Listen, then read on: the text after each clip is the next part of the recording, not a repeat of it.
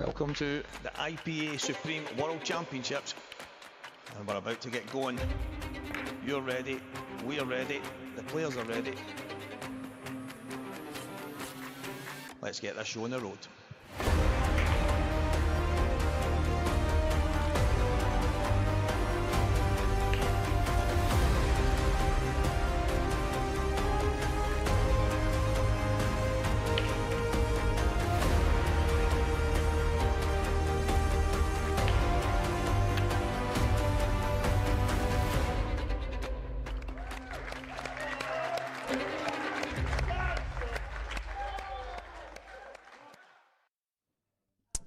A warm welcome back here to the Cedar Court Hotel in Bradford, where we're here at the IPA World Championships, brought to you by Supreme Pool and Andy Betts. What a week it's been so far, and we're now going to crown our brand new world champion, who is going to be a new world champion. Yeah, it's been an absolute cracker, to be honest, Stevie. Full of drama, full of shocks, a bit of everything that you could possibly wish for in a world championship, and it's all led to this. Yeah, it has. Obviously, the guys on their way to the final. You can see the road to the final there. You can call some things shocks here, there and everywhere, but these two guys, they've been good value for it. Yeah, they've been good value for it. Cory had a very strong start with 2 3-0 victories, and then after a fast start against Hibbert, found his way in a battle and got through that, and then we seen him beat Robert Stephen before, and then Dan, who looked dead and buried against Jake Newlove, has managed to come back and has been in some gruelers himself and managed to find his way in the final with Cory. Yeah, I mean, just a word about both of them. Cory, he had to dig deep. Robert Stephen in that semi-final kind of let him off the hook a wee bit, but you have to then be patient and then jump in, take your chance, and all of a sudden here you are. Yeah, he's definitely taken his chances in both that game and then the Hibbert game last night. We spoke earlier about how this is the furthest he's ever been in a World Championship, never been past the last 32. And it sort of seems like both players have got like a little fairy tale story into the road to the title, basically, with Dan losing, having his cue robbed as well. Yeah, I'm just looking at some of the shots that Cory's pulled off. He has rode his luck here and there. You've got to get a little flick here, there, and everywhere if you want to make your way through to win any kind of title. But Dan, again, Lee Shepherd, he must have been thinking, after what happened in the Clint match, he's going to have to basically scrape Lee Shepherd off the table. But it probably wasn't the Lee Shepherd we were expecting. Yeah, it looked like the previous matches for Lee Shepherd had taken his toll on him. And there's only so many times you can come back from deficits like he did. But Dan just has to keep professional and get the job done, and when he got his chance again in the end, he took it. Well, it's exciting times. We are going to crown a brand new world champion. We can see Dan Davy here on the table. We've had some fun. We've had a couple of good moments. These two guys ready to go to war. We had a little bit of fun with it. That's the characters, but now it is truly time to do battle. Yeah, it's going to be an exciting final. Both will be popular winners. A new world champion, which is going to be fantastic for the IPA, and both players probably deserve it, and it's hard to call. Yeah, I think that is probably the thing that stands out to me, the fact that we are going to crown a brand new world champion, and it's not some of the names that were probably high on the list in the beginning. No, they're not in the favourites with the bookies, let's say, but they're both players that have won previous IPA IPA titles, sorry.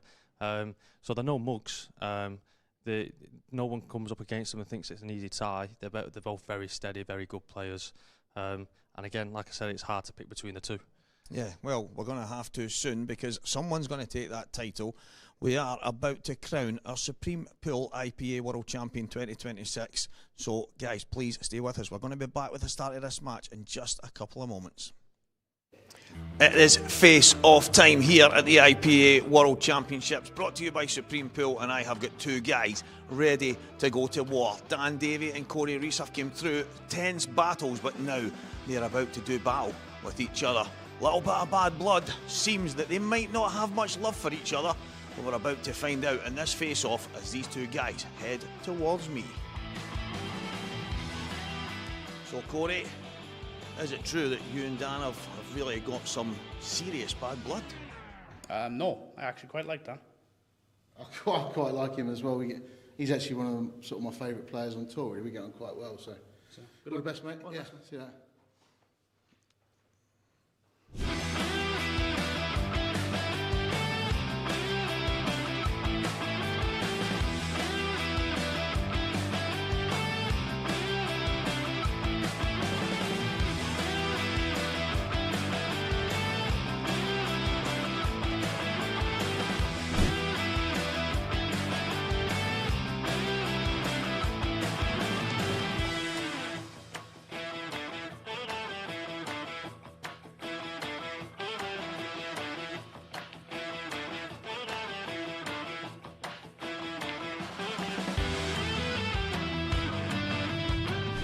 Seems there's no war.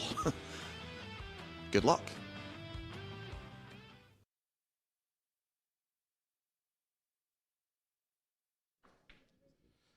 Good evening, everybody. Welcome back to the Cedar Court Hotel in Bradford.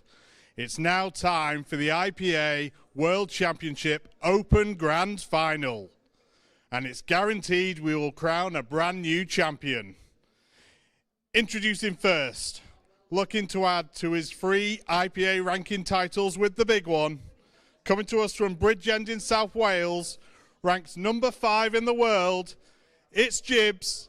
Make some noise for Cory Rees!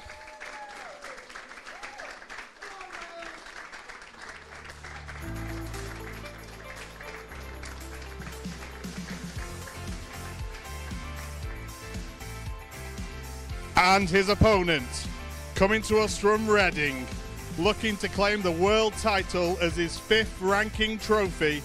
Let's hear it for Double D, Dan Davy!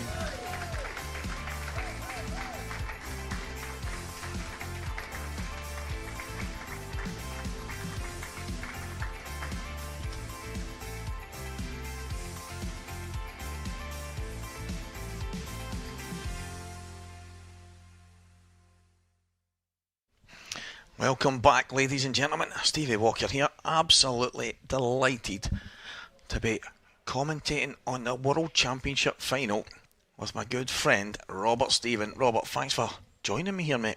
Pleasure, mate. Should be a cracking final, this.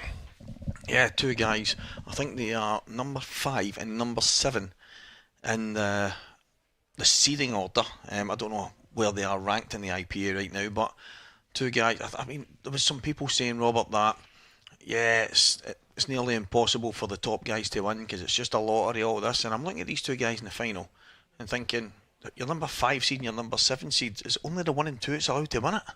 I know. I actually had a wee look at the betting earlier as well to what it was at the start, and both of these players were 28-1. Yeah. Which is big prices, It's considering incredible. their ranking as well. Absolutely incredible. And obviously their IPA tournament winners. I think that's probably one of the things people forget. Multiple tournament winners, but Dan Davy for me as well. It stands out a wee bit that he was my player of 2024. He won multiple titles, and then he's beat Gareth Hibbett in Coventry last year. It looked like he was maybe having it sounds mad, a barren spell, just because that he hadn't won a major title at the start of the year. But he's a guy over the last couple of years that's been winning. Cory, it's no secret that he's won plenty of things. 2 of them have got numerous titles, but this is the big one. This is the one everybody wants. Definitely. You'd imagine there'll be a wee bit of nerves for both players at the start of this match, and you just want to get that first frame under your belt as early as possible. Good break there from Dan. If that yellow passes the red down the bottom left-hand corner, then yellows look really good. Yeah, good early chance. It's tough out there, Robert. You know that yourself. Definitely, mate. Still kick myself from earlier, but I think there'll be 1 or 2 things when you watch it back and you'll be thinking, why did I do that? But see, the thing 100%. is, but that's only natural. Even if you were to play a perfect game in your head at that time, and then you go home, watch it back, you probably go, but I still could have changed this and that. So it's a tough school at the time, and you've only got 30 seconds to make that decision. The clock's timing that it's tough. definitely that.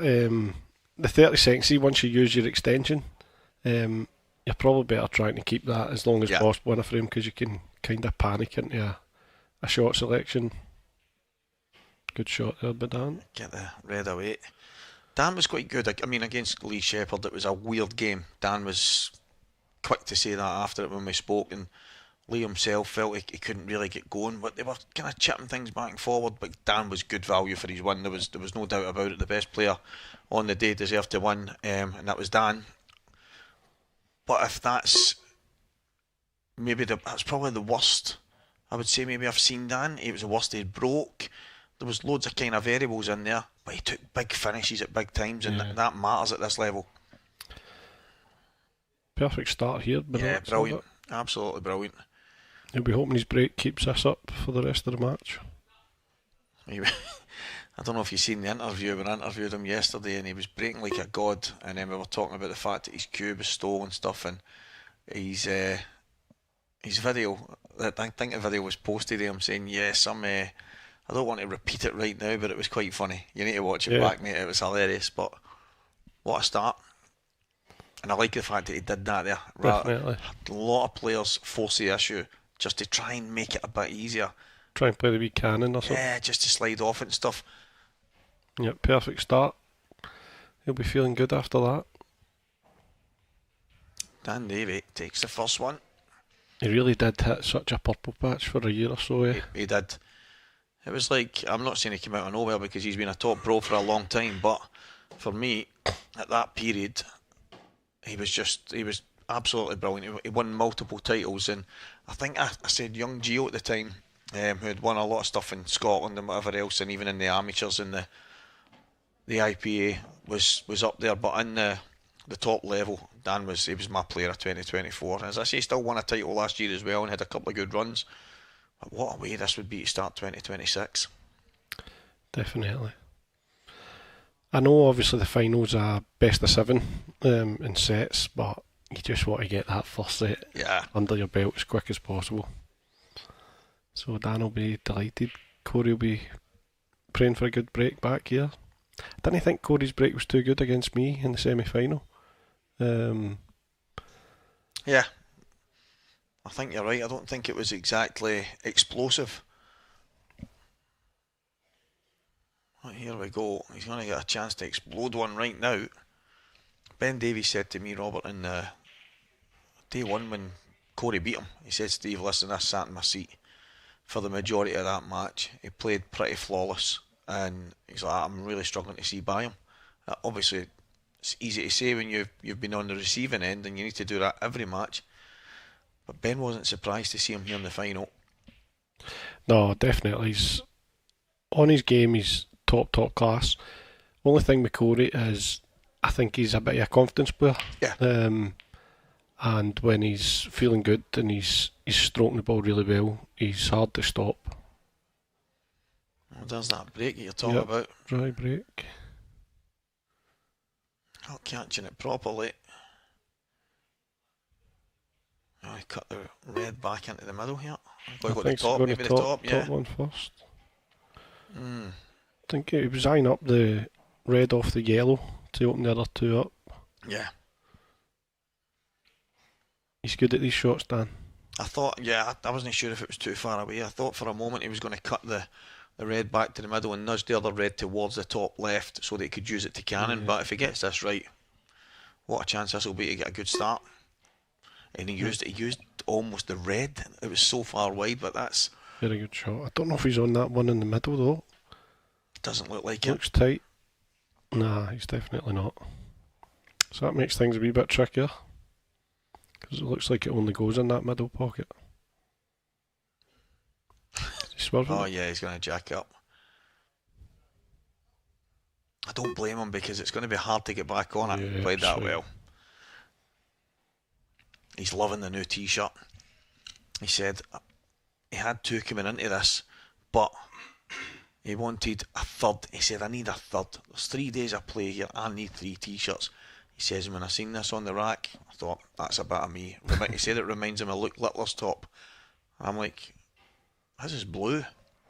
But I don't know if it's the design. I'm not saying I don't watch a lot of darts. Well, I don't watch a lot of darts. I watch some of it, but I couldn't tell you if that's what Littler's top's like. But it's working it's wonders. Blue and yellow. Is it? Yep. It's working wonders for Dan. Looks like a big sweetie wrapper, doesn't it? Maybe went to the fair and came away with one of the fancy sweets, but he started well. And if this is a means to go on, extension, where did he go there? I thought he went to get an extension for his yeah, cue, so but did I. didn't bother. It's a good shot.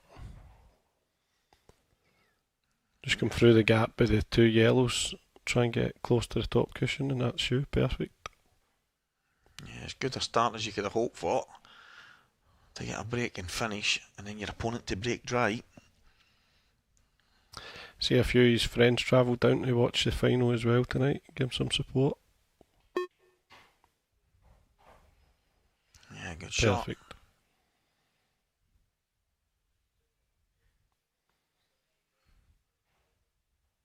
It's just a little dink down, little tracer left hand side, should be okay. Yep, anywhere close to the middle pocket, just slightly below is perfect.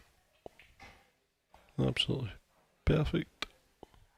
Oh, rolling on a wee bit, but he's fine. Yeah, that's okay. Decent stuff, decent start. It is 7 sets. It's hard enough to get over the line in 5 sets, but That's the beauty of a set format. It brings up some drama. You can be so close and yet so far if you just lose that deciding frame.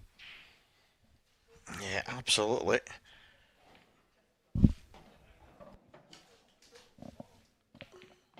So the perfect start for Dan. He'll be hoping for another monster break. Yeah, if he continues in this vein, he's going to take a bit of storm here at the Supreme Pool IPA World Championships in Bradford at the Cedar Court Hotel. I have to say a massive thanks to all our supporters, Robert, the team at On Board, EBS, who were here all week helping everyone, High-Vis Media, who have given one hell of a production, the guys at 8 Ball Direct, we are spoiled, the Smart Rack and the Halo Lights, Supreme Pool, Strachan 861 in the RMF Pro Cups. Think of all those partners, take them away, we're sitting in the house. Yep. Oh, listen, the conditions, the whole setup this week has been absolutely sensational. What a break again from Dan there. Wow. I called it a weapon the other night. Today, it wasn't so great. It looks like he's fixed it. Yeah. Whatever he's been working on in the room. Some of the guys were joking out there saying, I think Dean Shields is up in the room giving him a warm-up. I said, oh, is he up there giving him a wee rub with some Tiger Balm and stuff like that? He might have been working on his elbow because he's doing something right here. Double D, banging them in for fun. Is he? I don't... Yeah, I think he's fine. He can just come off the top cushion past the yellow for the other one in the middle. And this should be 3-0.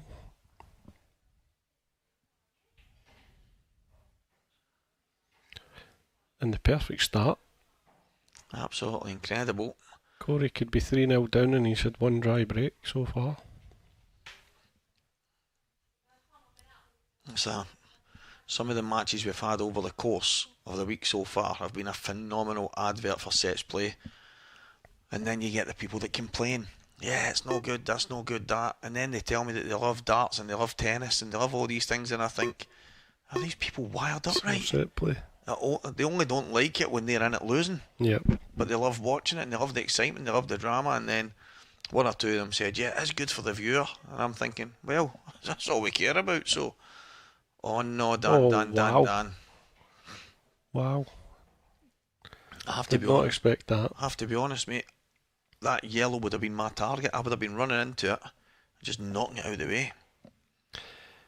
See, I think he looked at taking the long red first, and I think he should have. But again, you don't know if the 30-second time clocks just made him kind of rush there. And again, he could have been as far over as he wanted. Oh. He's got a shot to play now. Well, he must have some trick up his sleeve. Cory will be sitting in his chair just praying that he doesn't nail this and he'll get a chance. Oh, he's in off. And off as well. So what should have been 3-0 is going to go close now. That is normal for me. When you see that happen and you make the mistake, you get punished. Definitely. Not just by missing, something always goes wrong, you end up in off, and normally it's followed by a breaking dish. I know, I was just going to say that. The way the pool gods work. So, what a chance.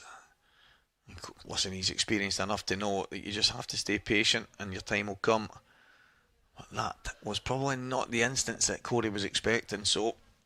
No, he'll be in disbelief that he's actually back at the table here.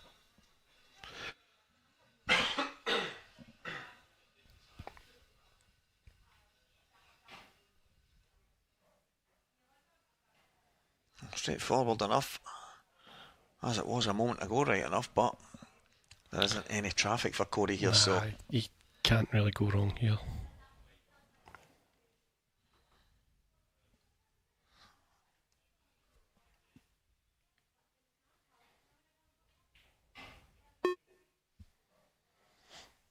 Yeah.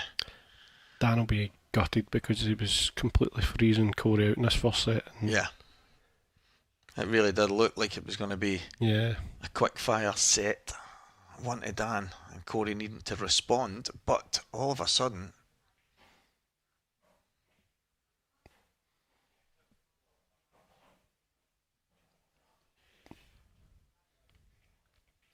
Yeah, tough school, that's for sure. Do you play this plain ball and come straight down, or do you go off 2 cushions? Yeah, probably just run straight off, just a little bit of top and just straight down. I think if I was trying to get down and it was a tough shot on the 8 ball, I'd be swinging round. Yep, 2 cushions. Yeah, that's fine. He's obviously went close to the knuckles to bring himself down. I think it's just depending on how you like to play these shots. As I say, if I'm probably swinging round if I'm trying to get down a wee bit further, top, side and down, but he's played it with a little bit of bottom right. Yep. Swung round and he's perfect.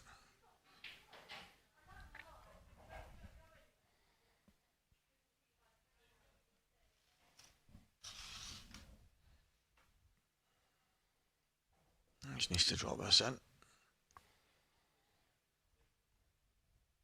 You think he'll stun off a side cushion? Nah, just a wee gentle screw, I think. Little drag.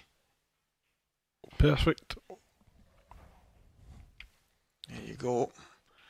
The unexpected one back. And let's see if history repeats itself like it does for all of us. Set on now. There is the coveted IPA World Championship trophy. That's what we're all here for.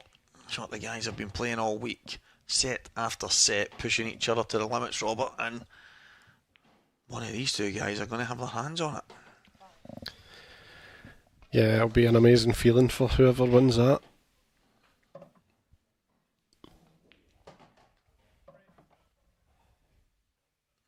And Davy, the number 7 seed, there you go, 4 IPA titles.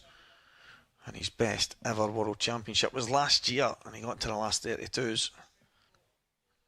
And then obviously showing you their previous best in 2017 was a long time ago, but won't even go that far back for Dan. He's only thinking of it now. Definitely, and he'll be hoping Cory doesn't have a monster break here to double punish him. Amazes me how close Cory gets to the white. Yeah. I was watching that earlier against him and I thought, he's going to feather this, but he doesn't. He must get as close to the white for any player I've seen.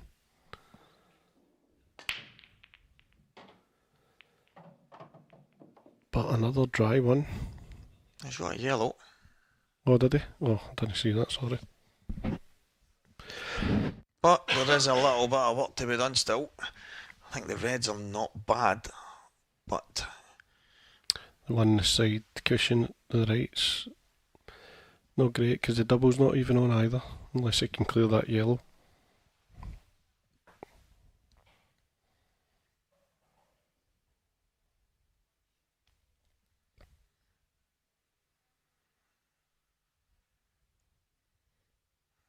Yeah, he's got a bit of working out to do.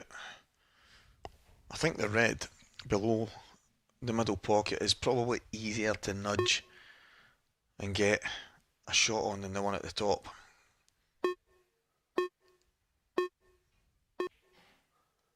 I don't mind this. He's going to just tuck up. Do you think so? I think he's played for the one in the middle. You think? He might well have done.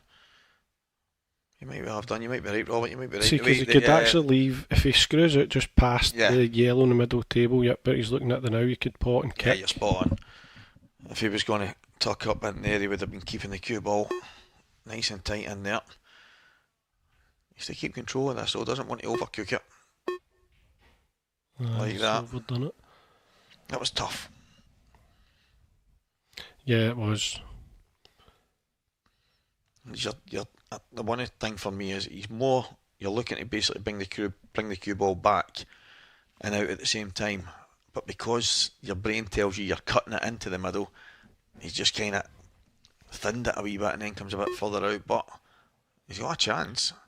I think Double into the corner. I think he's got a chance here. And off the red. He's flicked off the yellow. Oh, and off the yellow. Oh, wow.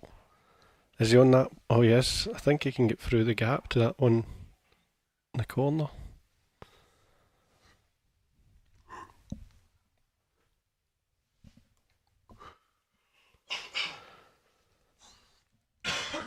Yeah, he can actually. I think you're spot on. I think he's got a wee bit of luck here.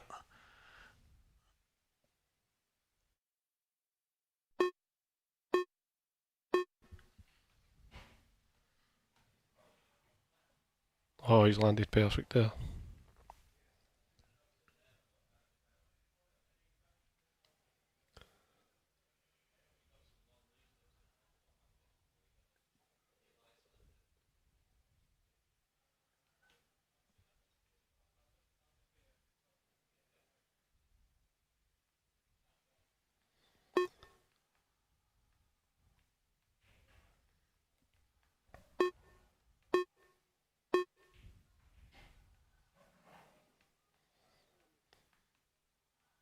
Good shot. It just needs to come back up through the gap.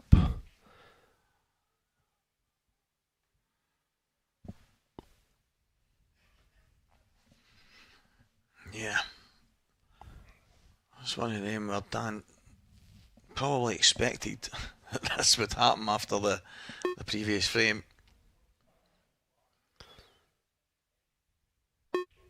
It's a good shot. But yep, that fluke with Cory. As we say, that's what happens with the pool gods. You seem to get double punished anytime you make a bad error. It's absolutely incredible. You could write a script for a game of pool. If someone says, "Listen, this is what happened," and then they give you the kind of ending where they are, and you have to start from there, you could easily come up with the same story every single time. Nicely controlled here. Little trace, 2 cushions. Thought he could have maybe got a bit lower, but I don't mind the fact that he's just. I thought he was about to play. I'm going, it's not Cory Rees. Oh, he does that. He always goes down just to see how he's going to cue, and then he'll go through his pre-shot routine. But a big black here for a Desmond.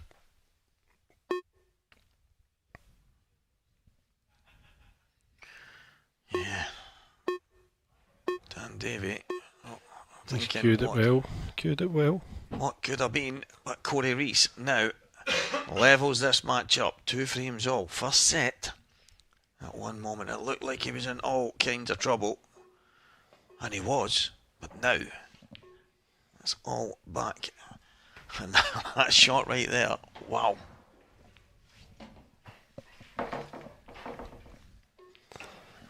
I'd be delighted to finish that.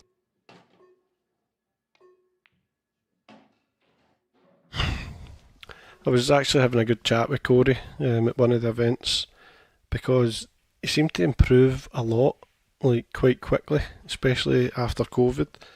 And he was saying to me, I said to him, what did you put it down to? I said, did you just start playing, putting more time in?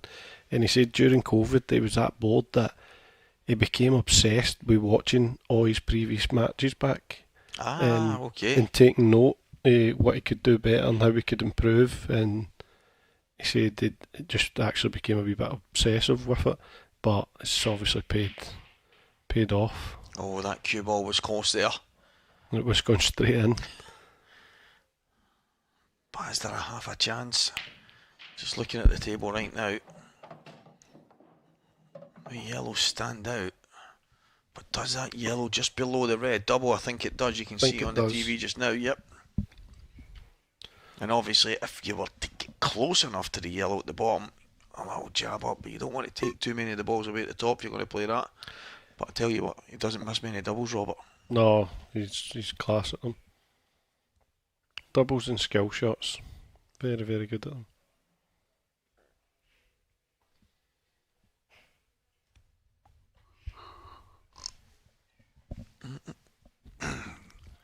So he's going to go through the gap for the top yellow. Good angle here to come off 2 cushions and flick out. He's giving himself a chance.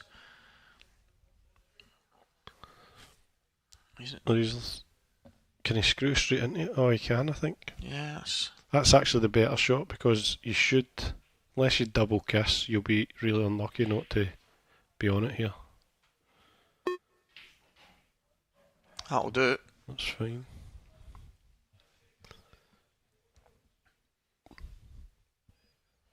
Do you play the plant here, or do you just leave it till last? The yellow down the cushion. Yeah, I think looking at the position that the balls are in, for him to play the plant, he either has to try and cut it out the way, or play it into the cushion, slide off it, and then keep the cue ball there. Get the other yellow out past the black for it in the opposite bag. There's a few variables in this. Yep. We're going to see. I think that's a shot, and that's what he's tried to play. It's not bad. Played it well. Just needs to be careful what pace he plays this plant at the top, though. You don't want to. Well, he actually could. Can he? This looks thin. Yeah, I mean, you can maybe slide it in with loads of check side. I don't know if that's the shot. That's what he's playing. Yep. I thought that looked really thin. He's okay. He's fine. I didn't think he would have played for that gap, though. I thought he would have come over, tried to come a wee bit further over. But it looks perfect if he can get the plant here. Yeah, just slightly swerving it. Yeah, I thought playing it with about a check was obviously the reds are in the way. Yeah. Can you swing round 2 and then the black's in the way? So he probably made the right decision. It's just he's executed it well. He's found the gap. I think you were talking about the one just in the inside left. Yeah. A wee bit more pace on it, but he's done well. I'll be delighted to respond after that mistake in the third frame. Yeah, fantastic stuff by Double D.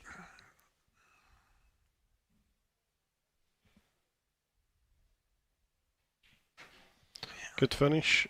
Great response. Definitely. There's the main man, Bobby George, in the background there. It's good to have the celebrities. You know, he's a future model. He's giving it his all, and he's a good lad, isn't he? He is. He's such a good lad. He loves pool, and he's always there watching every final that I can remember. Yeah, he is. There was actually one last year. It was the doubles final, and I was in the audience. There wasn't many more people there, and in comes the young man with the biggest bag of crisps I've ever seen. And Gibbsy and Boyle and everyone looked round at him because they could just hear the racket, and they had a bit of a giggle with him. He's a great lad. He's everywhere. He supports the IPA, and people like that are few and far between. So good to see him here all week, and no doubt we'll see him probably at every event, Robert, as the year goes on. Definitely. That's a monster break there for That is a beauty. This first set should be going to a decider.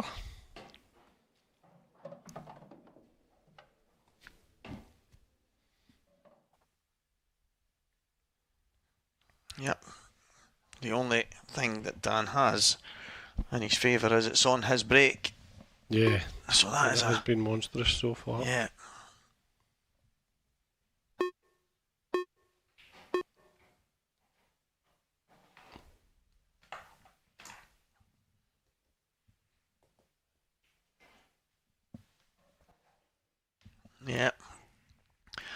He's not going to make any mistakes here.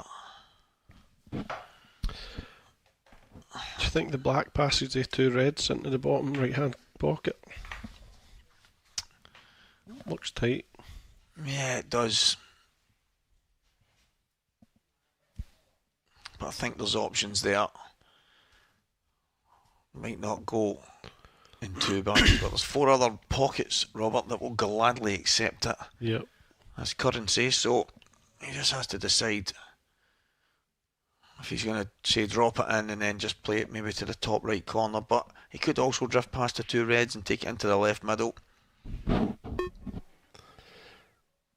It's going to depend where he lands, probably on the yellow to the bottom left. Well, I think he was looking there. He's coming down. Yep, with a shot he was looking, because he was going to play the yellow just to run into the black here and just nudge it up so it goes into the middle bag.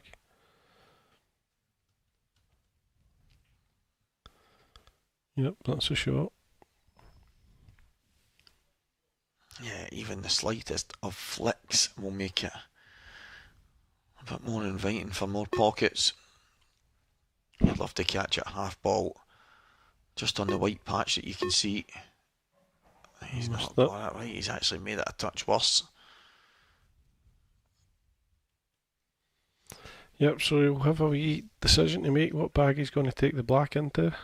The thing is, for me, if he was to land where he did a moment ago on that yellow for last and drop it in, he would have had plenty of options on the 8 ball, but he's tried to make it perfect and he can't find fault in that. He just has to now work out a different way.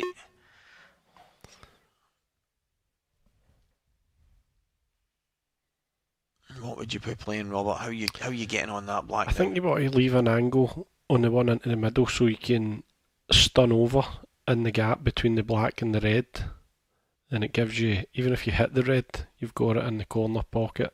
If you miss it, you've got it in the middle. So there actually is quite a big margin of error there, but he doesn't want to be straight here. He has to get high, and that looks perfect. Yeah, good shot. Nice little angle. Should be able to pull the cue ball across.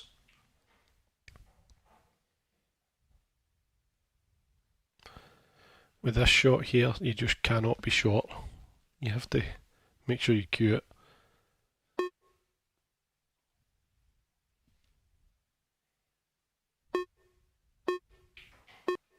Perfect. Just like that. And we go hill. Yeah, first set. Dan to break. First set decider. What a start.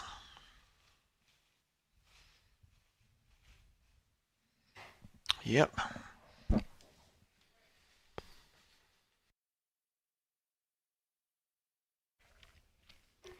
You just know all their friends and families watching back home. A big shout out to you all. I know the nerves will be kicking in. It's more nerve wracking watching than it is playing. You'll just be hoping your boy wins this first set.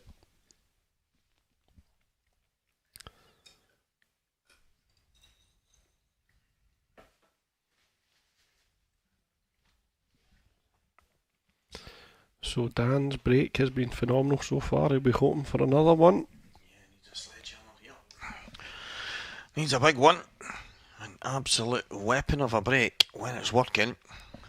He needs it to work now. Decider in set number 1.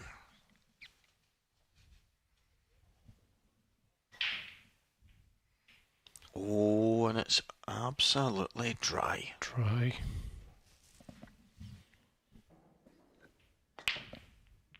I wonder if Cory can get through to that red just below the baulk line. If he can, there might be a chance. Yeah, I think he can.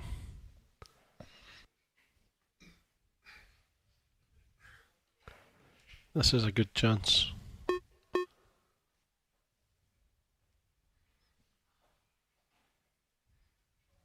Yeah, the kind of chance that you hope comes your way against the break and a decider. Yep. Dan will be gutted after his first 3 breaks being monstrous and then he's dry in the decider.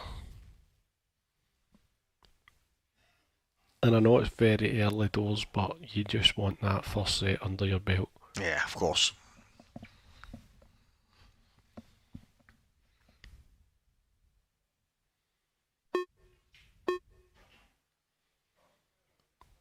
Unless that's a plant, this has got a bit tricky.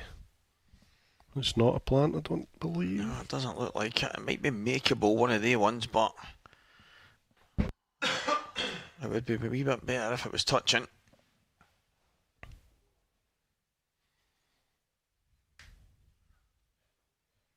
He's got it. And that's the thing, see, because he's used his extension on the first shot. He's a wee bit hurried now. Yeah, that's not great, but Can he leave an angle on this one in the middle to run into them? I think that was a hope. I think he would have liked to have been probably another maybe 2 inches there. Even, I don't think, if he runs into the yellow, I don't think the bottom one pots either. So I think he does need to definitely disturb them.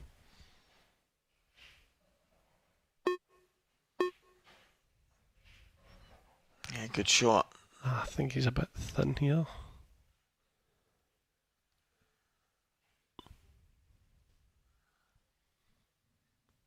I don't know.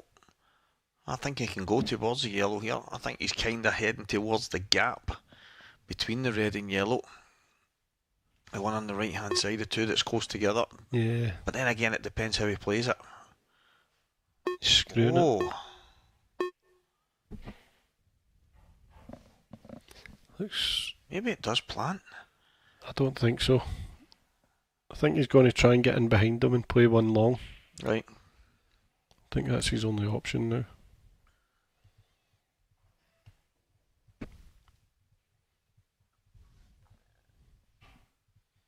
This is actually a tough wee shot though, with the slidey cloth, the slidey cushions. Kinda need to like punch it through. He's played it. Oh, he's went a bit too far. Is that a big Does that bag? go into the middle? Yeah. I think there's a sneaky wee gap, and I think there's a touch of fortune. Doesn't look too happy though. Yeah, because he's going to have to jack up a bit, pull the cue ball back off the top cushion and down, unless he just pulls it back and takes the long red afterwards. And then there's no guarantee if he's at the wrong side of it for the... Yeah, this is the way he has to play it. It's a great shot. What a result. Very good shot. What a result, but you've still got to execute it. Just still needs to cue this well, off the cushion, through the gap for the black. Cory Rees heading for the first set, and at the beginning it looked like he was going to be dead and buried early. It just goes to show how quickly things can change. He's played it well. Yep, Dan will be kicking himself. That one mistake has turned out to be very costly.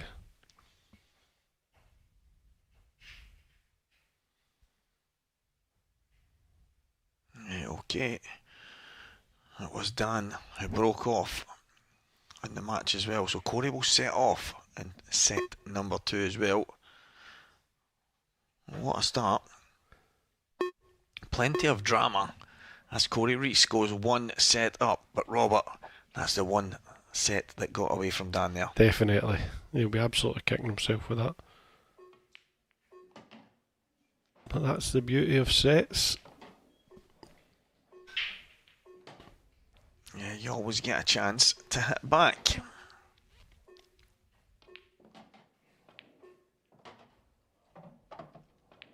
He didn't even look at that. He was looking at it long. I know. And he's probably thinking when he's landed on it, why did I not even see that to begin with? Could probably talk to him after it and say, no, I did see it. I just wasn't sure I could get there, but fair enough. Is that Marshy there?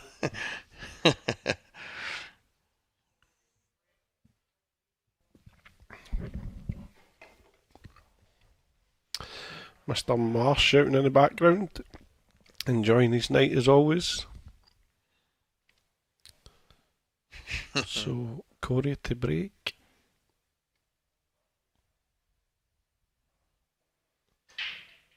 He's hit them well, but it's dry.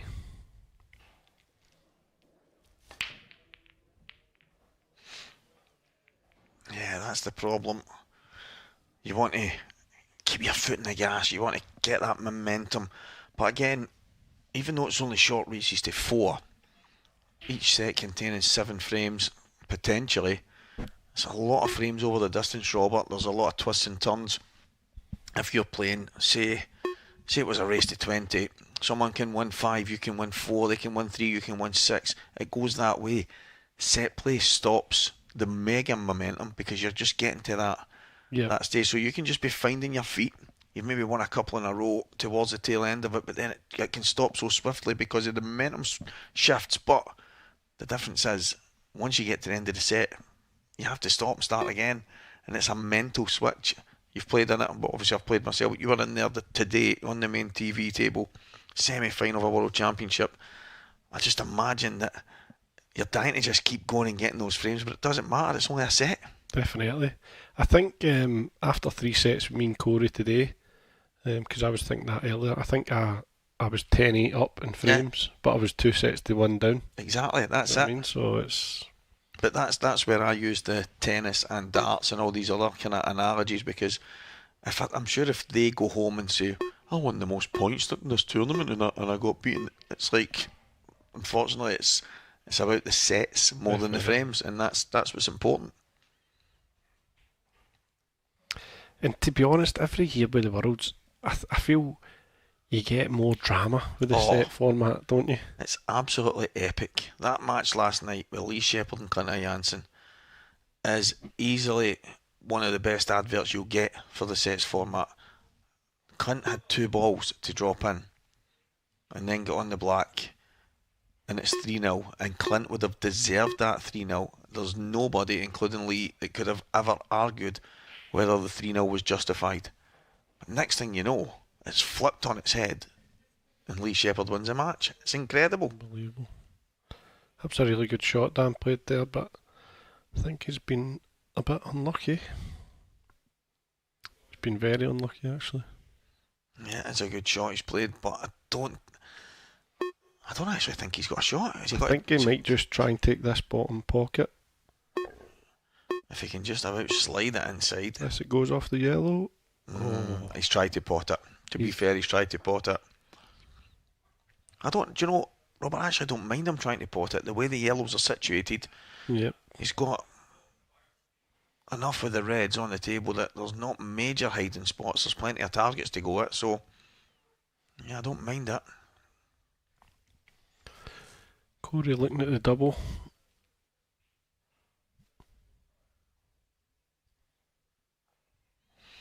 Yeah, it's a great chance. It is a great chance, but for me, if I'm sitting in my chair right now, the positive I'm thinking is where the cue ball's landed. It's not a straightforward starter for Cory. He's then having to come away from the balls at the top, but who knows? He might go and roll a couple of them in, play the double. Before you know, he's on a straight black. It's a World Championship final, so I wouldn't expect any less.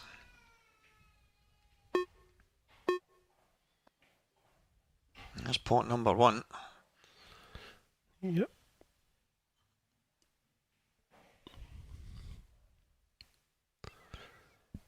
His big decisions here is, when does he play the double?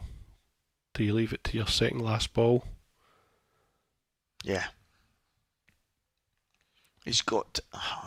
You're not going to play that double as a positional shot to get on the black, so even though the red's there, you could drop onto the red, and yeah, I'm with you, Robert. I think he's going to have to look at getting it as early as possible, and that might be second last. Drop the ball in the left middle, or right middle for us looking at the screen, and then head across, play the double, and then again It depends where he lands on that double as well, because if he was to flick that red, go towards the 8 ball, he might leave it to last. Yeah, he might leave it to last.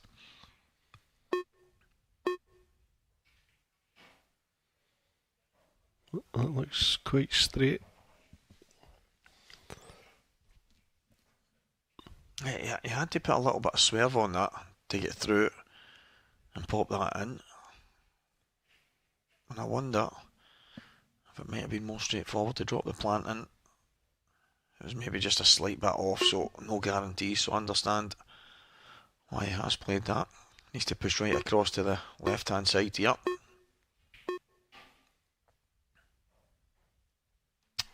This might work if he just nudges the 8 ball down a bit. Yeah. Looks like he's maybe going to just miss the black and try and come back up. I think so. He's going to want to be just close to straight.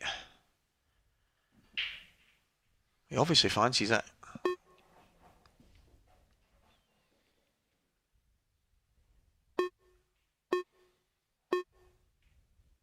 Yeah, just misses it. He's not leaving getting it to last. The good thing about leaving it to last is you're guaranteed to be on the black, because you can use the red just to stop the white. Yeah, you're going to have a shot. Just depending on where he lands here. That's the big thing for me. But he can just drop the double in. Doesn't have to play it with any major pace. Doesn't need to force it.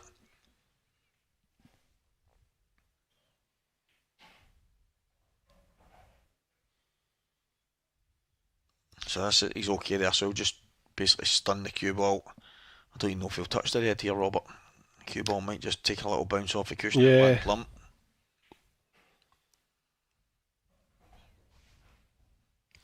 Just depends how he feels, how the angle is.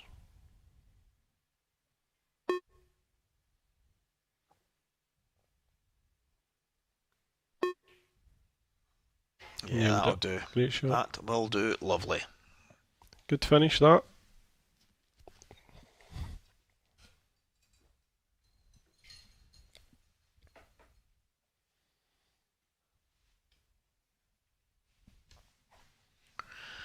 So Cory Rees keeping his foot on the gas.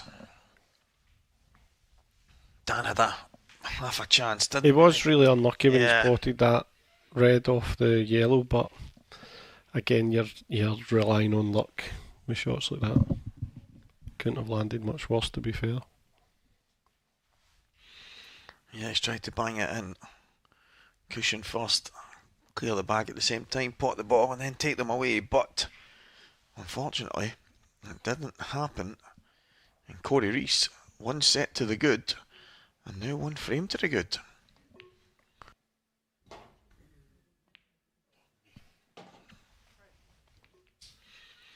So can Dan get that weapon of a break going? Doesn't want to let Cory get much further ahead. As I say, it is a 7 sets. It has a long way to go.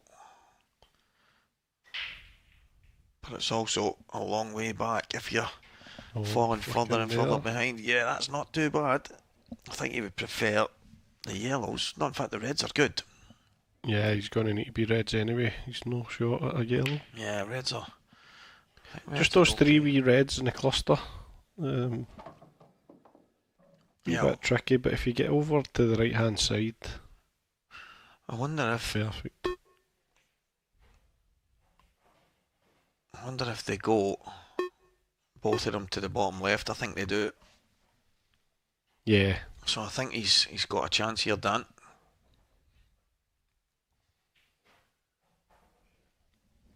Yeah, I think he'll play for the one on the left hand cushion. Just a wee angle to stun over to the right hand cushion, and that'll be pretty much perfect.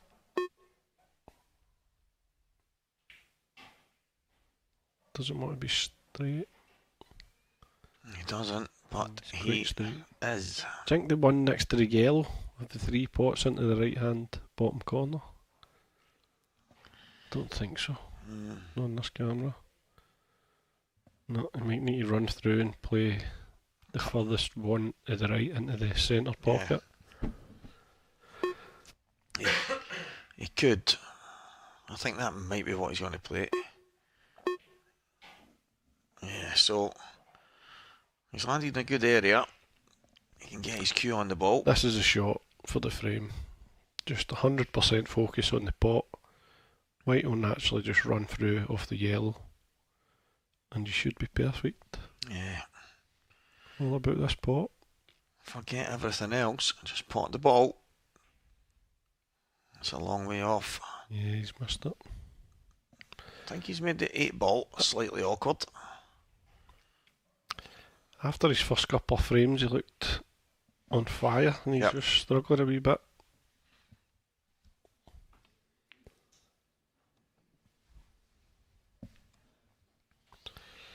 You know what it's like being out there, just you can feel brilliant, and then just that one shot can change your mindset. Just needs to try and get it out of his mind. Yeah, it's absolutely incredible how this match has flipped on its head. But the thing is, it's actually just quite normal for a game of pool, never mind a sets play. Definitely.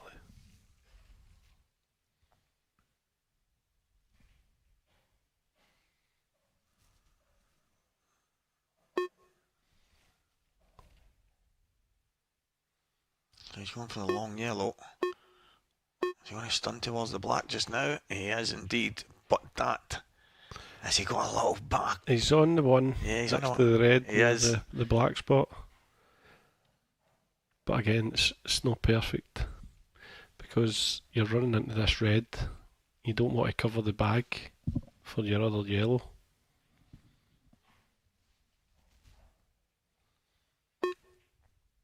So you either play this with a good bit of pace or you drag it in quite slowly. No.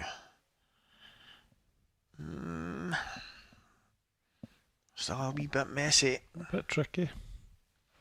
Still a little bit Lionel.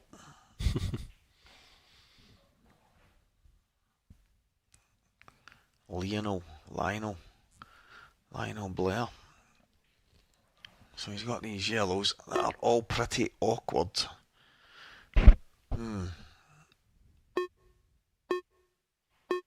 Trying to play the gap. He's on it. Good shot. Yeah, really good shot. I wonder if he's got the angle to just push down the cushion for the yellow to the opposite top bottom corner, and then the one to the top last. It looks pretty good, to be fair. Yeah, that's what he's looking at.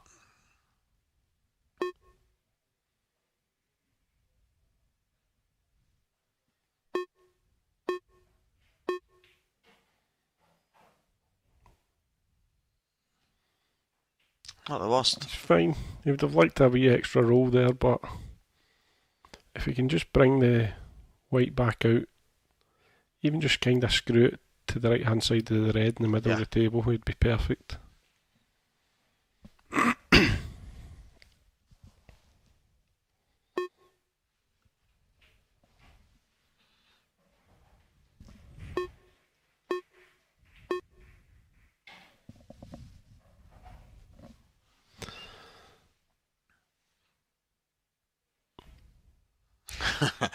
The way he goes down there, his opponents must be like, he's at it here. You think he's the fastest player in the world, but then he gets back up.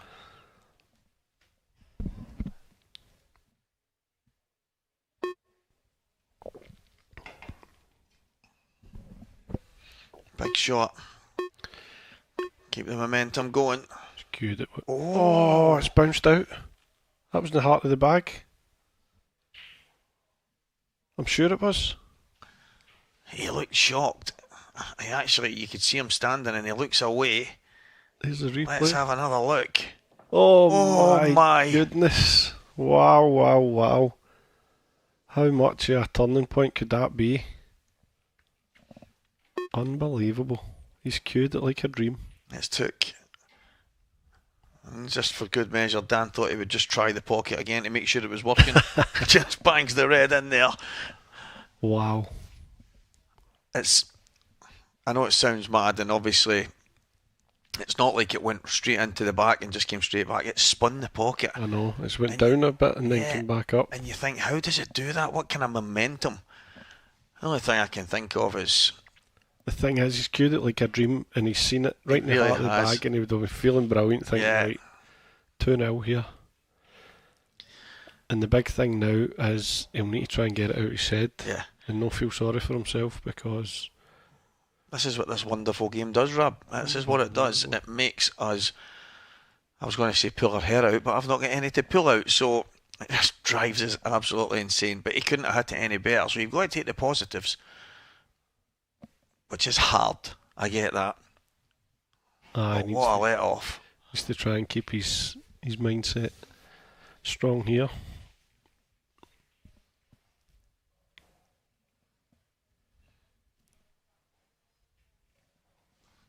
It would have been funny if he stood up after Dan potted the black went over and had a peek in the pocket, see if there was anyone in there. That is absolutely incredible. But that's the nature.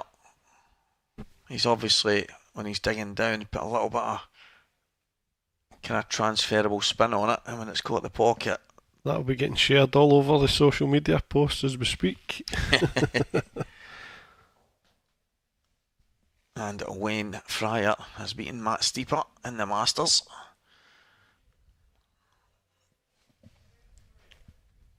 So Wayne Fryer will also join Gareth Hibbott in the final tomorrow, guys. That will be live on our main TV. So keep your eyes peeled tomorrow for that one. But Wayne Fryer has beaten Matt Steeper 7 frames to 5 to join Gareth Hibbott in the final tomorrow. Cracking final that. Two of our IPA professionals going at it in the over 50s section. I mean, give it a rest, guys. But Cory Rees, look at the old reds. And the one that was the closest to dropping was the one over the bag that just gave him nightmares a moment ago. And it just shows you he was going to be 2-0 up there, that bounce out, and now he could be 2-1 down.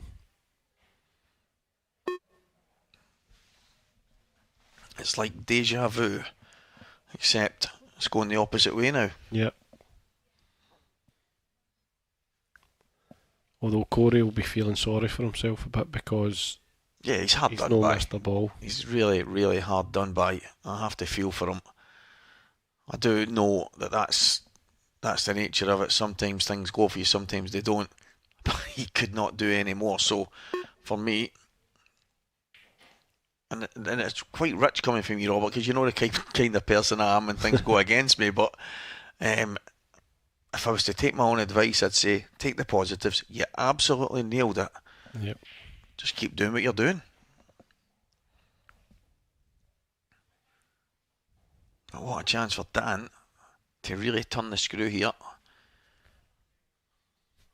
Get himself in front in the set.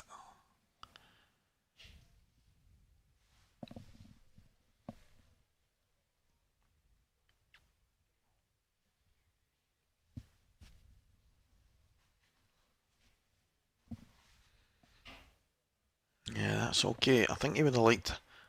No, he's okay. I think he's got enough angle. I think he's got enough cushion now. Looks perfect. When I looked at it to begin with, it looked like it was dead straight, but he's got a nice little angle, so he can just drop this in, come across to the right hand cushion. And as mentioned, all of a sudden, this match is flipped on its head again. Unbelievable. On the back of that bounce out to leave a dry break like that. And the thing is, all Dan was waiting on was an opportunity. He's got one. Oh, he's missed the red. He's missed it. Oh. Played that a little bit tentative for me. Not an easy finish for Cory, but you fancy him to get these. Yeah. With the yellows, I don't think they're blocking each other out. I think the one closest to the... Oh, maybe they are. From that middle pocket. If there's a tiny gap and one of them goes, then it should be straightforward enough from there.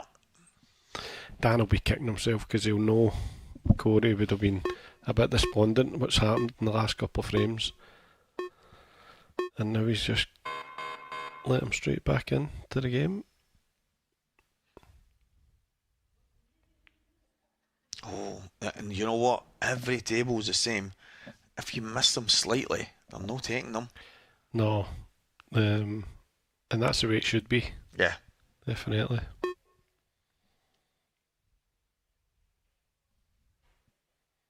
That's exactly the way it should be. And this week has been the case many times.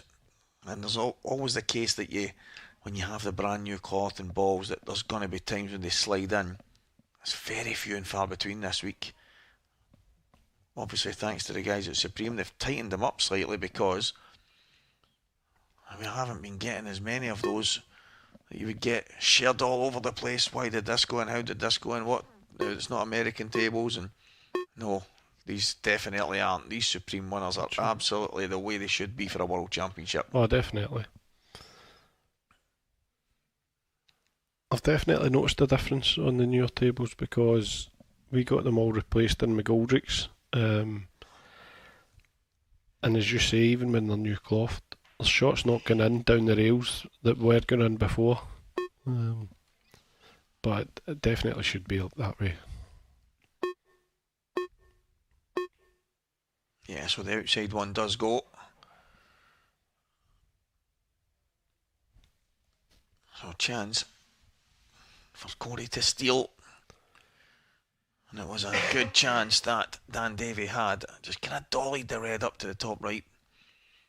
Didn't exactly get it right. And all of a sudden, Cory Rees, nicknamed Jibs. He's told me about 10 times what that's all about. I know, and I can't remember. I'm the same, always forget. I'm sure it means something in Wales that we don't use in Scotland.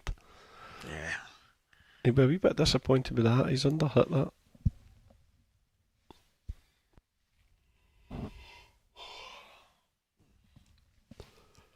He has, he's landed a little bit short. Might stun up off the top cushion and back down. No, he's taking his medicine. And I really like that. Just drop it in, come past the black, and then he's got... Yeah, he has been queuing well. I fancy him for this.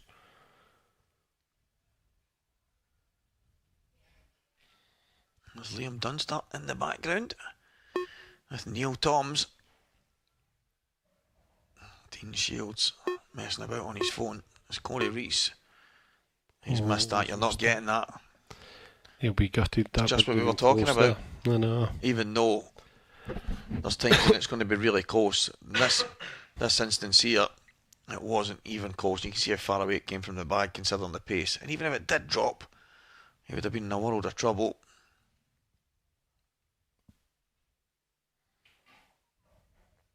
So Dan would have been forgiven for thinking this frame was gone after that mistake. I don't think he meant to leave the plant here. Is he on that other?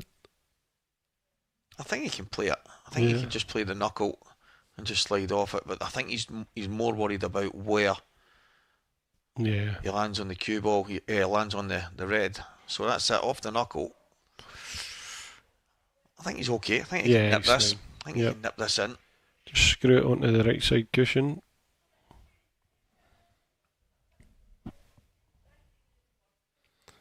I think Dunster's just finished playing the doubles there. That's still going on.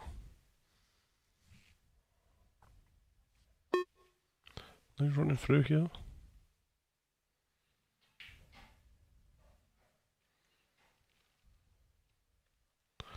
That's a good shot. Goes in the middle. Yeah, it does. He gave himself a chance. Definitely. He gave himself a chance knowing that as long as he gets inside it, he's going to have a shot somewhere. Top bag, middle bag, bottom bag. So, well done, Dan Davy. But that was a strange frame. Chip back and forward. And it ends up with Dan going into the lead in set number 2.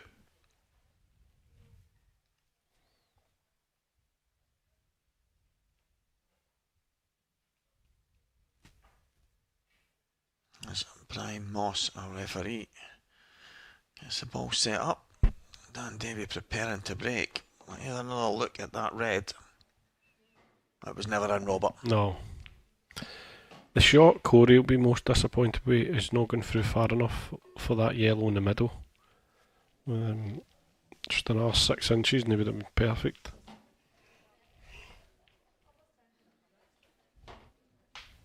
The thing for me was when he just dropped it in, and that's fine, totally fine, because he's got the angle.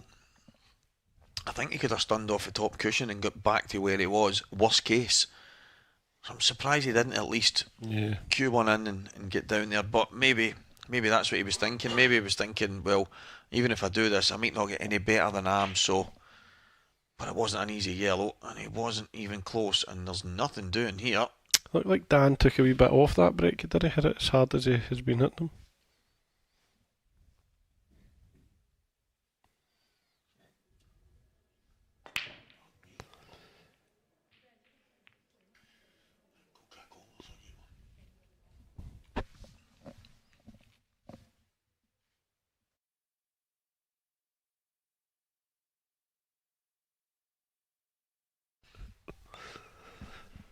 So reds look very good here for Cory.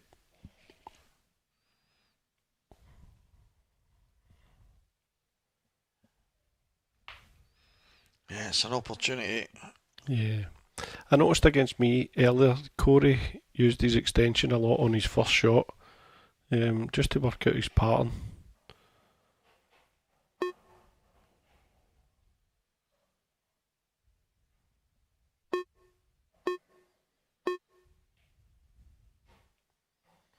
But there really shouldn't be any problems here.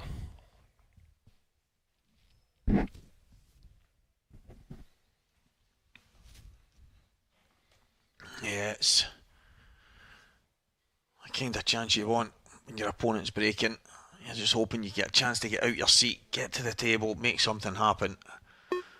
And these balls, the kind of way that they're laid out, the pattern kind of makes itself, so he just has to make sure he stays the right side of each thing and works his way down. And that's exactly where he wants to be. He'd love to be just off straight. He can just drop it in, leave himself a nice angle on the one to the right middle, and then just a little jab down between the two reds.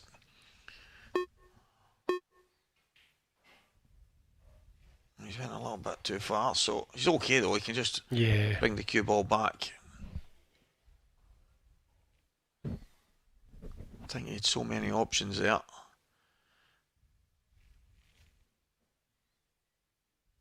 He's okay.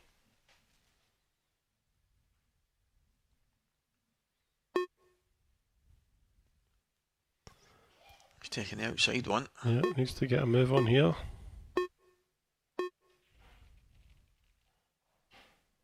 That's okay. Yeah, he's perfect. Perfect. Yeah, so Cory Rees getting one ball closer to get another frame on the board, but he has one set up. He's got that little comfort blanket just now, doesn't want to lose it. It'll be his break next.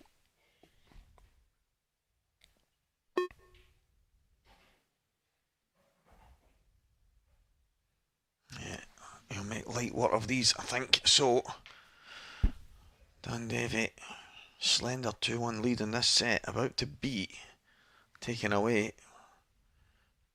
We are a long, long way from this match reaching its conclusion. And this championship Saturday night. Perfect.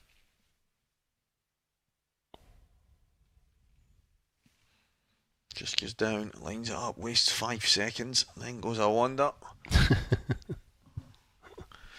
I'm going to use that in practice and call it the Cory Rees.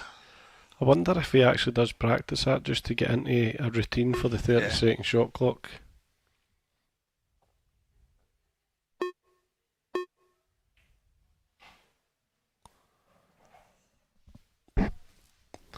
Perfect on the black for 2-2 and Cory's break.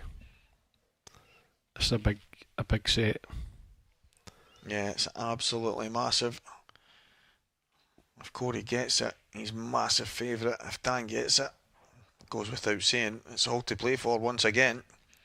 And Cory Rees gets this set all square. 1-0 Cory, 2 frames apiece.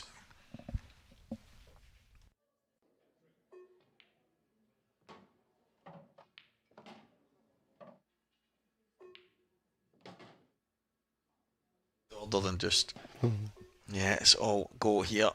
It really is all go. It's late on a Saturday night, so for everyone tuning in, a massive thank you. There is Ross Fernie at the table. Ross and Kieran Kay in the doubles against Fishcake and Rob Wilson. That should be a cracking game, that. 5-3 to Fishcake and Rob currently. Yeah.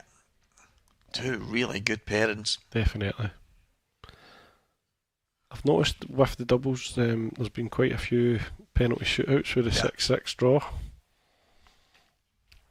That could have been me and you, mate, but these guys at the IPA have dragged Walker the Talker from the table.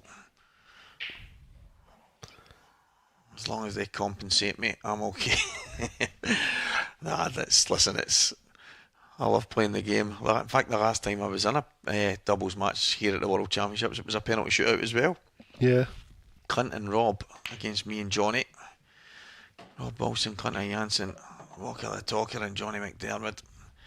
Nobody missed for about 10, I think it was like 10 penalties each. They didn't miss, we didn't miss, and then Johnny missed. I mean, what are you going to do? Nice little tuck up here. Yeah, he was unlucky from that break because the Reds looked really nice.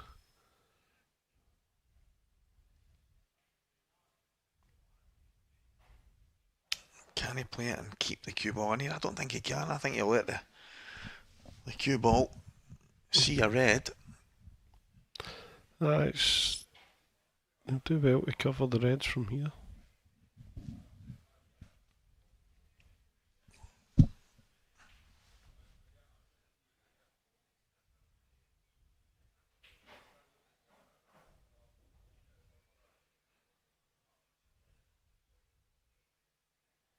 Not bad. Good shot. Yeah, not bad at all. I wonder how much Cory can see to play forward. He might have to slide off and try and get back in behind. Yes, he's looking at worst case scenario if he's on that bottom cushion. What does he leave? The thing is, you don't want to leave an easy yellow here either, because the yellows are actually not too bad. Because that one at the top left, you can pot and play a wee cannon. Yep. Another 2. So, needs to be careful. Yeah, and he'll know that. The Reds are obviously the perfect set of balls. If you're in between them and you've got a chance.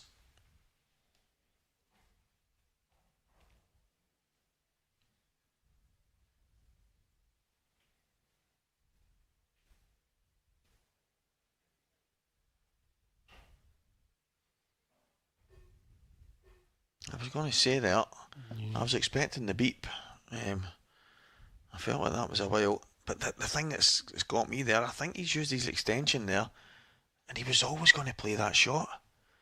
So it seems like a bit of a waste, Cory using his extension at that moment. There didn't seem to be any other shot available, No. to be honest.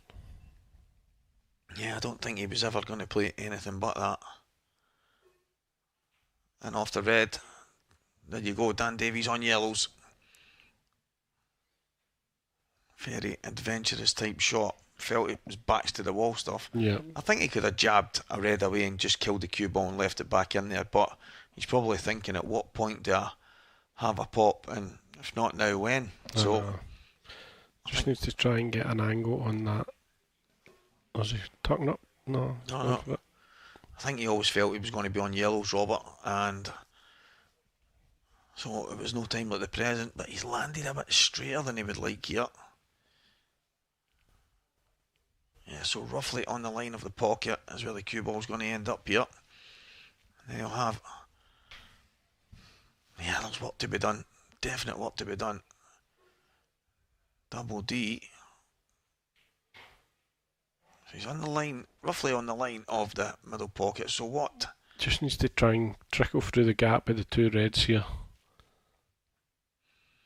Yeah, you don't want pot kicks last, but sometimes You've no option. yeah, it's necessity. So let's see what Dan can pull off here. He's got a wonderful image from all the great pictures taken here at the World Championships. And Dean actually said to him last night on the picture it looked like one of the faces from the Thomas the Tank Engine cartoon. And yeah, I don't think Dean stopped laughing for about an hour. Dan had to look at it and he went, oh yeah, you're spot on. Oh, it's went wrong. Yeah, that was a problem for me. But, can he get through enough to play the plant here? I wonder. It's close.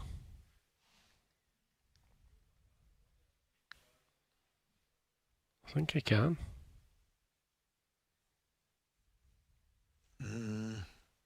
He's got to play a little bit on it. I swear.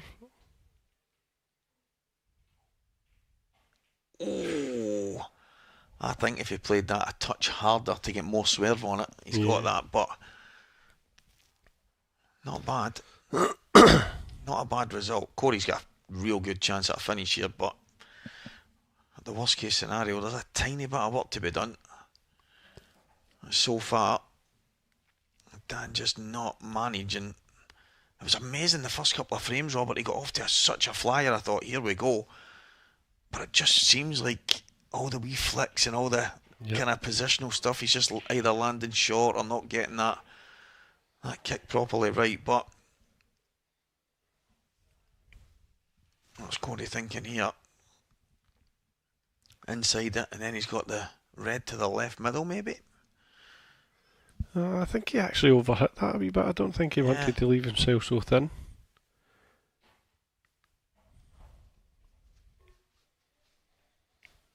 Just a wee screw onto the side cushion and try and leave himself on a choice of the two reds.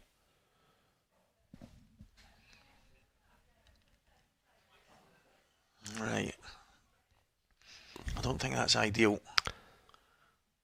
No. I mean, Walker the Talker would just be storming in the 2-1, so it wouldn't be a problem, but Cory missed one this morning, or this afternoon, should I say, so I don't think he's going to be in a hurry. It is on slightly on the outside left knuckle, but it is still straightforward enough. But at this stage, World Championship final, oh, he's tried a little bit of juice. Wow, that's a great shot. Cory Rees. Wow. The man from Del Monte, what a shot that is. A bit of exhibition stuff. Still no easy into the middle from that angle, but it's easier than it was a moment ago, Robert. I think he'll actually leave it to last. And he'll try and, leave an angle to pot. Get back and over. go over towards the yellow at the pocket, and then he'll just play the last red into the middle and down for the black. So what you're saying is all that jazz for nothing? Pretty much. Now, I think he's a wee bit straighter than I'd have liked here. Yeah, I would have liked a touch more angle. You need to punch this in with a wee bit of right hand side now.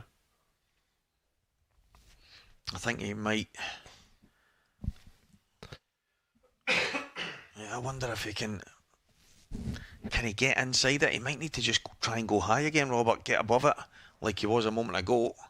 We're about to find out. Big power stun. He did try and go high, and that'll do it. It's better than it was. Now, your decision. Do you drop it in the middle and leave a tough black, or do you go long and try and get good in the black? Mate, there's certain tables on the market, and right now where that red is, that would be a hanger. But on these Supremes, it's a bit different. Definitely, but it looks like he's going long. These are super tight. This is Big tough. Shot, big shot. No, not gonna get there. Nah, he'll be disappointed. He missed that by quite a bit.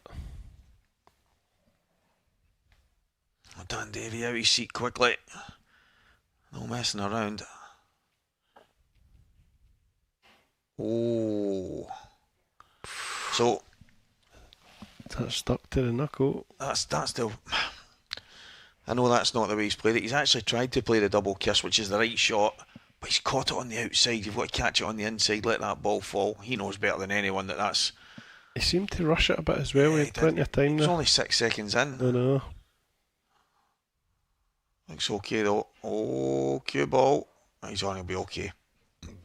He's okay. Listen, it's not the best, but it's definitely not the worst. Just needs to hope the white stays out. Could go close to that top corner pocket. Here we go, guys. Cue ball is going to be moving. Oh, he slow rolled it, and it's not going to make it. Ooh. I think he's played. It's clever though. Yeah, I think he's played it that way. Yeah. He's not, because you only need to look at the cue ball. He's played it in such a way that he's not leaving any shot, just in case. He's trying to pot it, he's hoping it goes in. But he's got that little bit of just in case. Yeah. And Cory will need to take the paint off of this red to cut it in. so the jibster has got the task of playing this in, and this cue ball is going to be travelling like a mad travelling cue ball. That's perfect. So again, Dan will be kicking himself. As Cory hits the hill for the second time in the match. One away from the second set goes Cory Rees. I'm going to have to give a big shout out, Robert, to the production crew who have really set the bar this week. They've been not only amazing with myself and Bets and everybody else, I think with all the players and all the stuff that we've done. Looking at some of the clips and the intros and the videos before and after matches, I just think these guys, to get us where we're trying to get to, they deserve so much credit, and it's been a pleasure to work with them, and it's a pleasure to see them work. So High Vis Media Group, they have been absolutely first class here at the IPA World Championships, and I think even all the players, they've been coming to me and saying, Stevie, this is... And they're not just meaning, they're just meaning as a whole. Things they just seem to be taking things up a notch, and it's, yeah, they deserve a lot of credit. What I will say is, obviously, he's work absolutely non-stop from morning to night, and massive hats off to every one of you, because I know he's go long periods without any food or that. So fair play to you all. He needed that break. He needed that break. What a chance this is. Yellows are good. Yellows are very good. Yeah.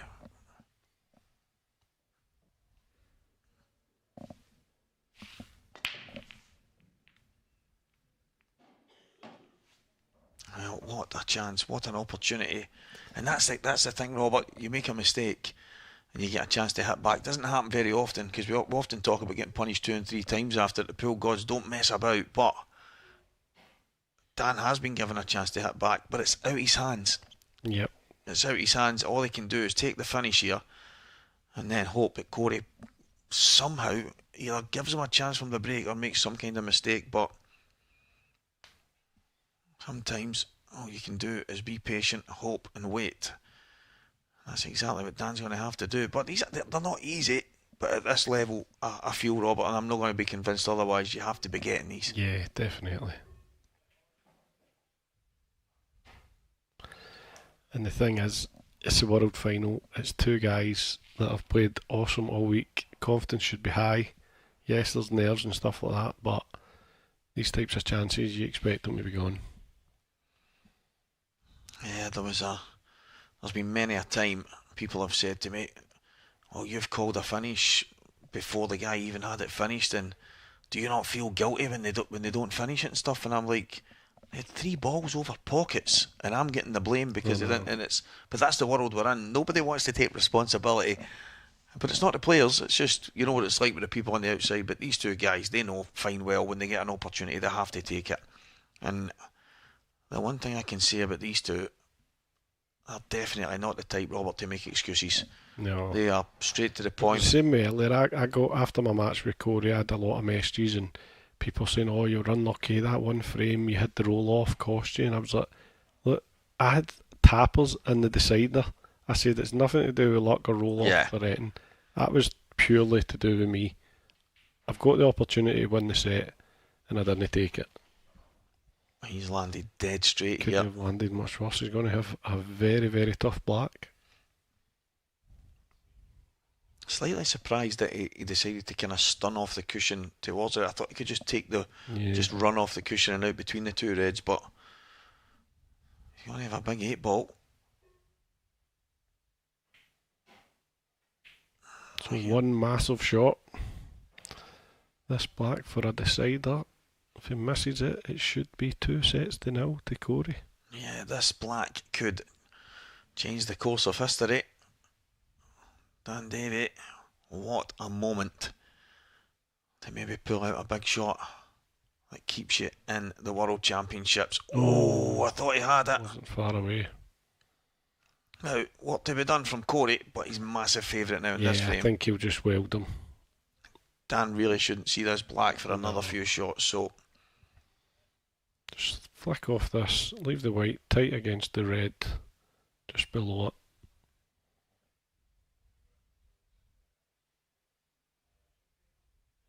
Yeah, he's got a couple of slightly awkward balls, so he's in prime position to get himself a couple of free shots possibly. He might decide to just use one and take them away from there, but he is mega favourite now from here.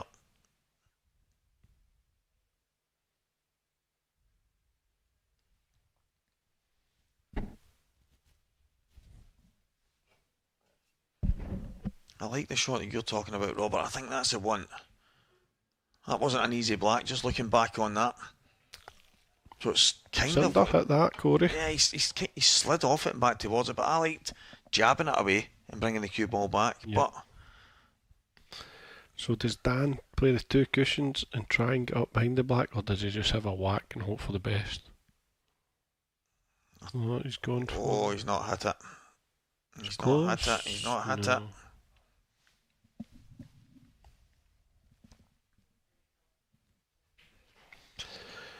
Yeah, I don't think it was ever going to get there. Just play the plant down, get the two reds out. Yeah. At the shot Cory played to get the snooker, I know it's came out good for him, but it could have cost him not getting as close to the red. But big chance for set number 2, Cory Rees.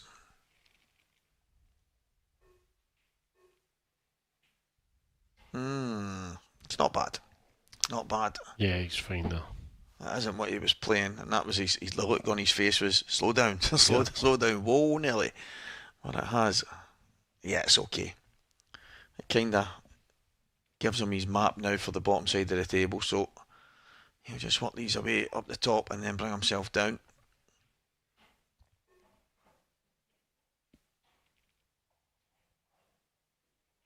Oh, bags are so tight. Just the pace there took that in.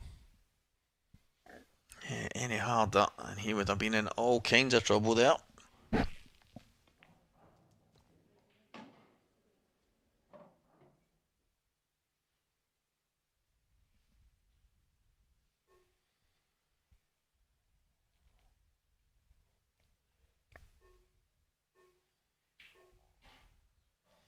So this should be 2-0. Dan will be kicking himself. He could have quite easily been 2 sets up.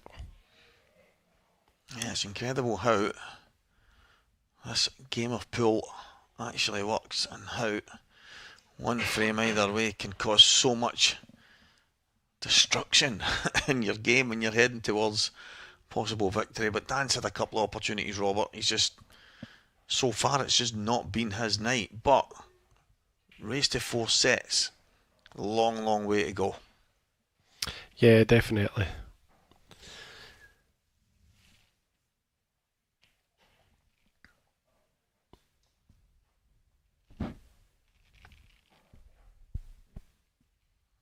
Yeah, he's okay there, just needs to drop it in.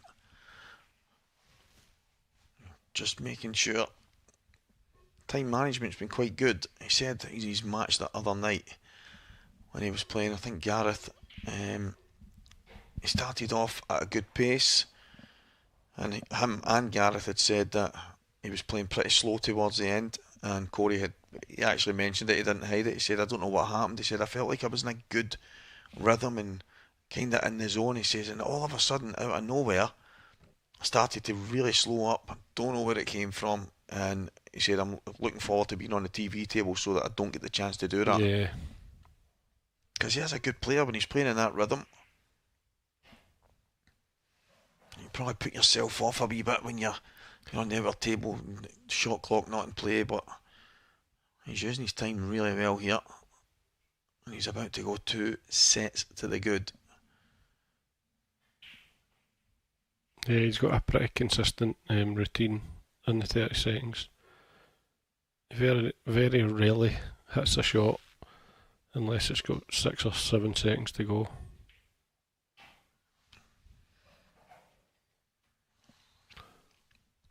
So Dan Davy can do nothing but sit and watch as Cory Rees heads for a 2-set lead here at the Supreme Pool IPA World Championships. Great start for the Welshman, and the Englishman is going to have to do something to turn this around, or he will be watching Cory Rees lift that title. Yep. Massive set next.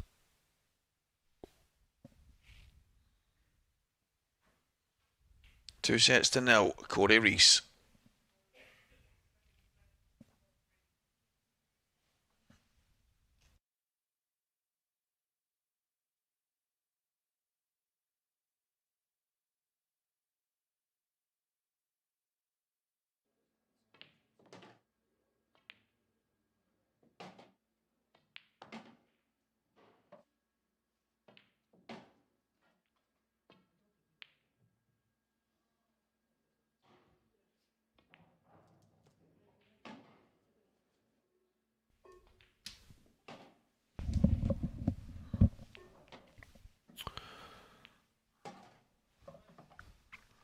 So we've got a mixed doubles match on the go just now.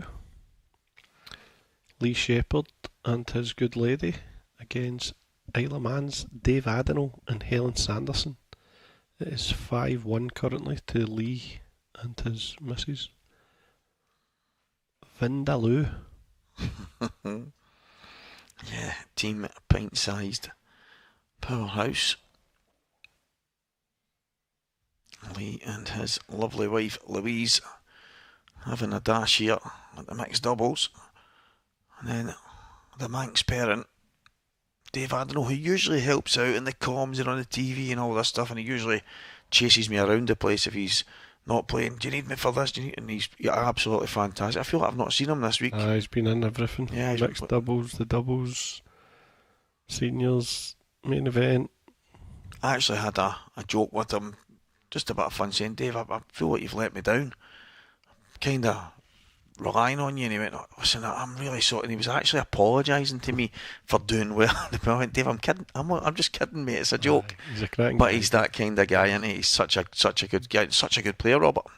He is. Did he beat Mark Boyle earlier in the seniors? I'm sure he did. He was still playing. I think he might be through to the semi-final. I think he is, you know. Yeah, Ronan and Dave Adenall in the semi-final. And an all-Scottish affair.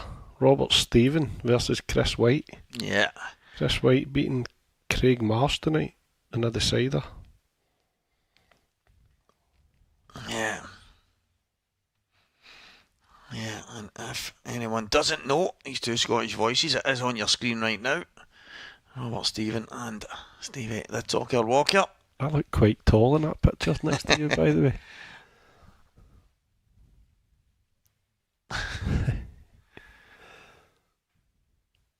Good shot there from Lee. Just gaining control. And Lee himself lost in the semi-finals today here at the World Championship, as did yourself, Robert. Yep. I'm still devastated about it, to be honest. But I'll have time for reflection in a few days, and I'm sure I'll be quite proud of my achievements this week. But still in the seniors tomorrow, so another chance to lift a trophy. Yeah, that's it. Still some world titles on the line. But the big one is right now, and Dan Davy needs to turn it on before this gets away from him, Robert. Not a good start. But yeah, this set's massive. If it goes 3-0, it's very, very, very tough to come back from that. Yeah, it's a long, long way back. But if you can win it, it gives you a massive boost, and it's definitely game on. Yeah, one free shot here. I think Yeah, the just needs yellows. to move that red next to the yellow, and the yellows look very good. Yeah.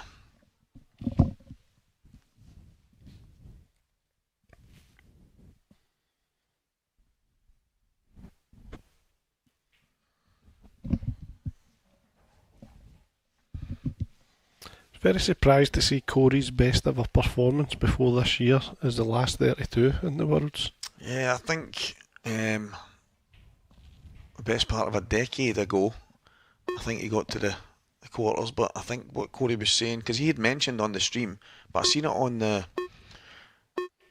clips on our video beforehand, and the statistics and stuff were up there.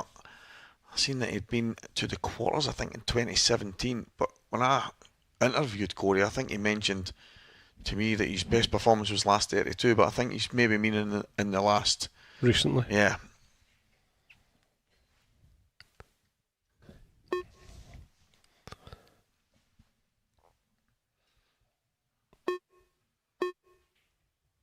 Yeah, but it is probably, well, it is the furthest both of them have ever been. Yeah. Dan. Listen, the field of players in this is unbelievable, as you know. It's a tough tournament to win. You only have to see the players that have dropped out. And I know the likes of Liam Dunster and Gareth Hibbert, obviously 2-time and stuff like that, who have all won it. But some of the names that haven't, some of them haven't even been close. I mean, I think this is the first time Mark Boyle has got by round 2 this year. Yeah. But again, Mark got beat the first match. Did he get beat the first one again? In fact, so he did. First It was match. last year. Yeah, it was last year to get by the second round for the first time. But yeah, it just goes to show how tough it really is. But yeah, that's right. Josh Tormund, who beat Mark. That was on live. That was one of our early live matches. Josh also beat Gio Edgar. So there's been some big results. Some big players dropped early. 2 of the IPA's biggest stars are going head to head right now. Cory Rees, absolutely cruising right now. Dan Davy is going to have to turn that on soon. But he needs to get his break working. Once again.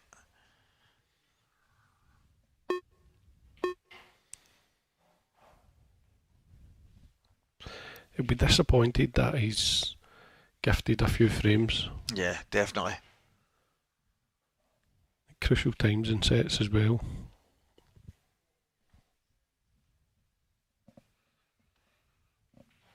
Cory, for me, it's good value for his lead. If you limit your mistakes, I think we talk about the game and the unforced errors and the likes of your Liam Dunsters, who always comes into the conversation.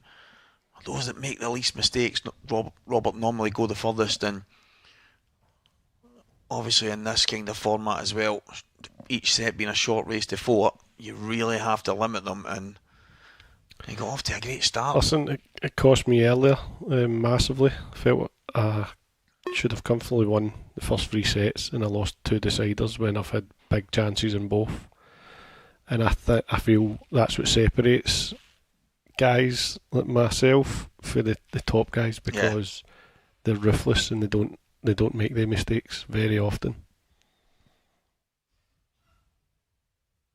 Yeah, just needs to pull the cue ball back. Again, it's like he's doing the Liam Dunster time management, isn't it? Yep. He kind of getting to the beat. Perfect. Yeah, Cory Rees really is looking in the zone. Things can change quickly, but Dan Davy needs it to happen soon. He does. His corner's looking a bit despondent there. Needs to give them something to get right up for this final. It's a tough school when things are not going your way. And when it rains, it pours. We've spoken about how often you get punished. Maybe once, twice, 3 times for any kind of mistake. But at that time, this is a set that's on his break. He needs to make sure that it kind of goes to plan. Then he goes in, off in his first break. So Dan, he was sitting there wondering what he has to do. Is there in this situation, Robert, is there a battle plan? Are you sitting there thinking about making changes, or are you trying to just stay focused and hope that it changes on its own? It's a tough place to be. It's a lonely place to be because nobody can do it for you. It is. And it can change so quickly. You just need one frame, something to click, just get you going a wee bit. But he really needs it here sooner rather than later. If that red stays, well, he would prefer yellows here. I think he's got a yellow to the left middle. Yeah, yellows look really good here. Yeah, he's got a yellow to the left middle. Once the red went just below the left middle, and the one on the left cushion, it was always going to be yellows. Good chance. He's just looking at the shot, which will be 3 shots down the line. Left middle, top left, and then the yellow to the top right. Yeah, I like to see what he's looking at there. The bottom yellow. He's looking at leaving an angle to pot that and kick the black out while he's guaranteed to be on the other yellow just below the black.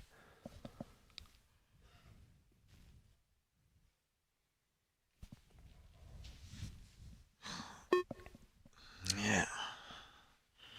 I mean, the black, for me, it doesn't need moved, but if you get the opportunity and you can't kind of... It's one of the ones I really don't think this can go wrong. As long as you get right. Just on the cushion before the black, you should be absolutely fine. You just don't want to hit the black first and knock it up dead towards that red at the middle bag. Well, looks a perfect angle, wee bit right hand side. And that was the worry. That was the only way it could have gone wrong there. I think it was still double. I think so, yeah. But again, a player of Cory's class, you'd fancy him potting that black down the cushion, no bother there. He really didn't need to risk the kick shot. Yeah, I think that's probably one of the questions you asked. Would the likes of Dunster or Gareth, or would they be bothering about moving it? Probably not. They'd maybe just be happy to drop on it. But I get it. He's trying to make it a lot easier. And he decided to use a kind of risk-reward strategy. It's ended up going against him. But he's going to have a double at least. He is good at doubles, Cory. Just needs to get the right angle.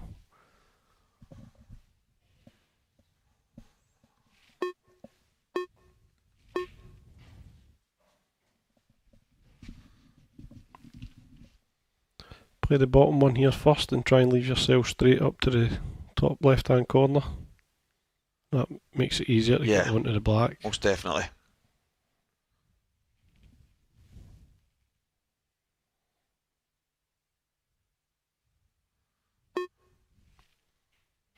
Yeah, down on the 10 seconds once again.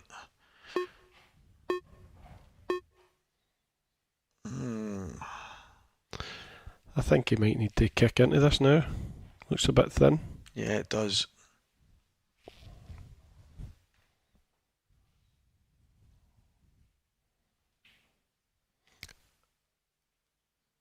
Yeah, big shot.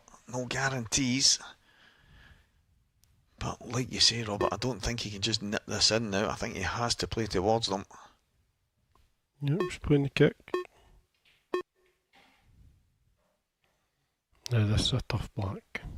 Yeah, this would be an absolute monster black, and it would be a bit of a dig in the ribs to Dan if he goes down and rolls this in.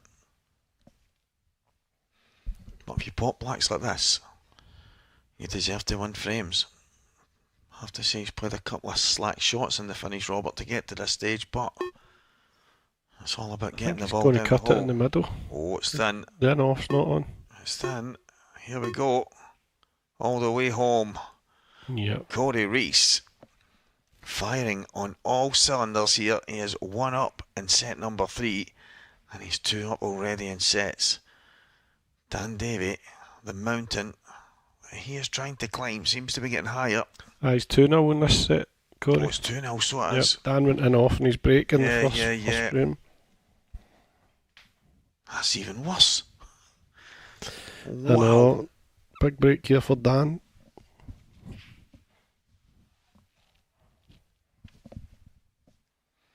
Yeah, Dan needs to really get moving now. I think 2-0 down, you're always in it. 3-0, I know it's a race to 4 sets, but you have to feel there'll be a point where Cory will get 4 frames at some point and steal a set. So here we go. Dan needs to get the ball rolling, and he needs to do it now. Cue ball is away once again, and this World Championship is now really starting to get away from him. Yeah, it's a disaster again for Dan. Although it's quite a messy table. Cory will probably take his extension here, try and figure out the best way to go about this.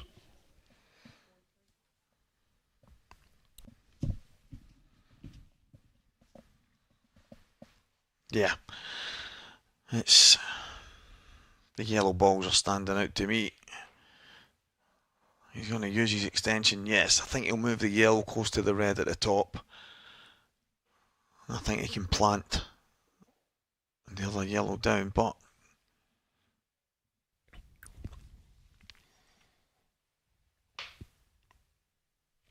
I wonder what he's looking at here. Is he going to try and slip? I think he's got to flick off this Yeah, red that's and what it's yellow. looking like. I think he wants reds. This is maybe one of these shots, Robert. He could end up with a choice of both if he gets this right. Yeah, it's yellows now. Yeah, it's 100% yellows now. So, kind of offset plant at the top. The second contact should kind of nudge the red, so it should be okay. You can see there on the overhead. Yeah, it's actually worked out well, that.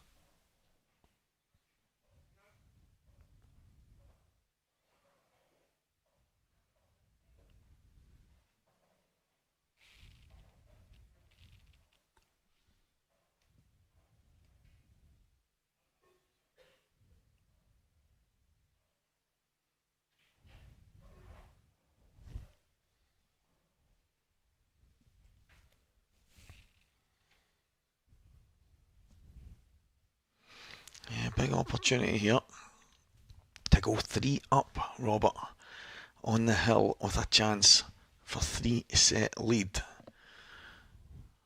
What? I don't know what's going through Dan's mind right now, but I know what's going through Cory's, and it's just keep doing this. Definitely. You're going to get your hands on the trophy.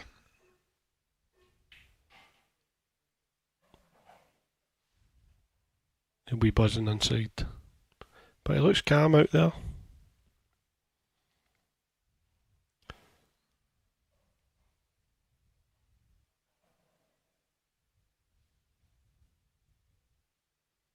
Yeah, he does look cool, calm and collected.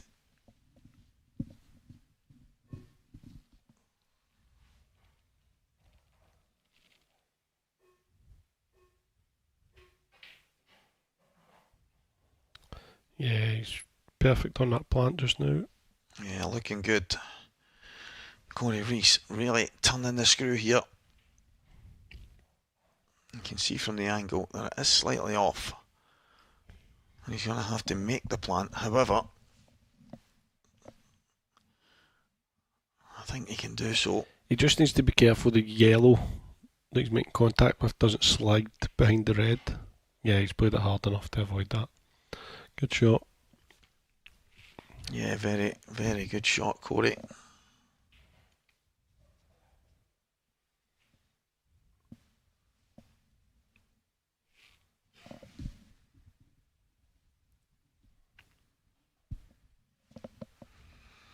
So, heading for one frame away. Cory Rees, almost one step closer to a World Championship. You'd have probably liked a wee slightly better angle there because he's going to have the weight on the cushion, but it shouldn't be any problem. Yeah, he can pull it back just below the baulk line, should be fine. Yep. Yeah, that's what he's looking at. And then one cushion for the black.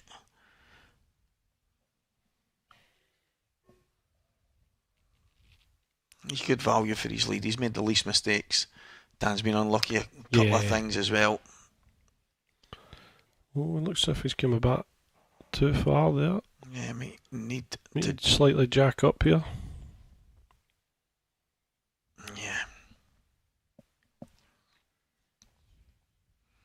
What an opportunity this is for Cory Rees. Doing everything right so far.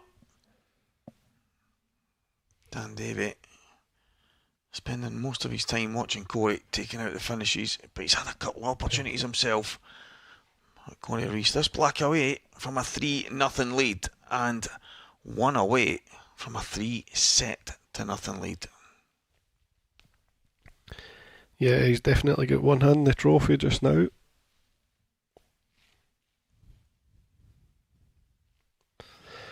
But you know, it's like that final set is the toughest one.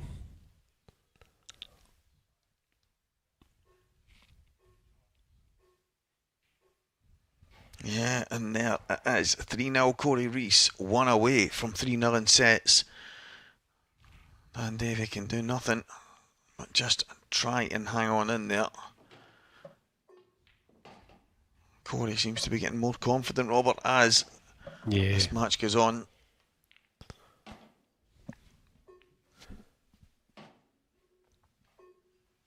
Two and off, so if Dan's break there, he'll be disappointed with those.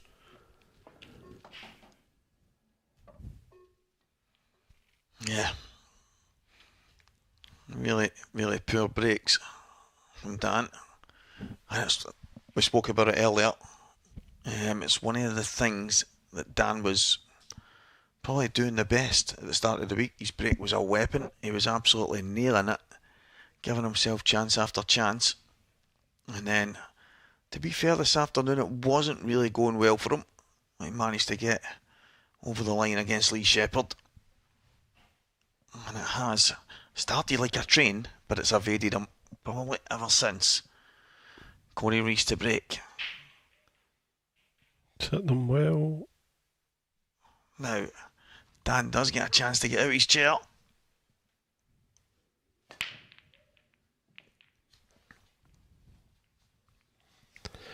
Reds look good here. So he needs to capitalise on this, Dan. Yeah. Does that red pass the yellow at the top right though, Robert? Doesn't look like it. Yeah, I think it does. I think it's one of the wee sneaky ones. Tight, but ideally you'd like to be right behind it.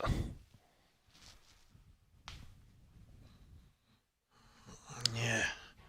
Maybe just drift it in off the jaw of the pocket. Well, there is work to be done. Nothing is ever straightforward, especially when you're 2 sets down and 3-0 down in the third set.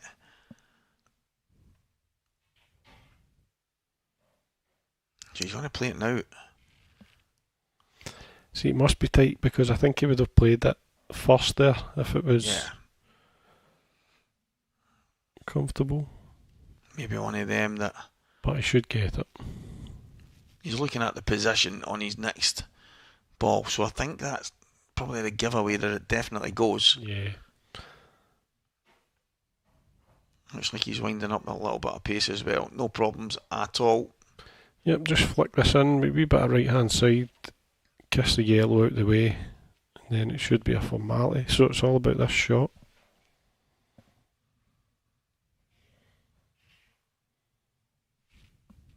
Yeah, this is a key shot in this frame. He's missed that. I think he can still cut it in though. Yeah, if he can, he's going to have to do it now. And the good thing is he's got the red over the bottom right corner, so that does make a huge amount of difference. Yeah, just make sure of the pot here, and you should guaranteed be on the next ball. Yeah, just like that.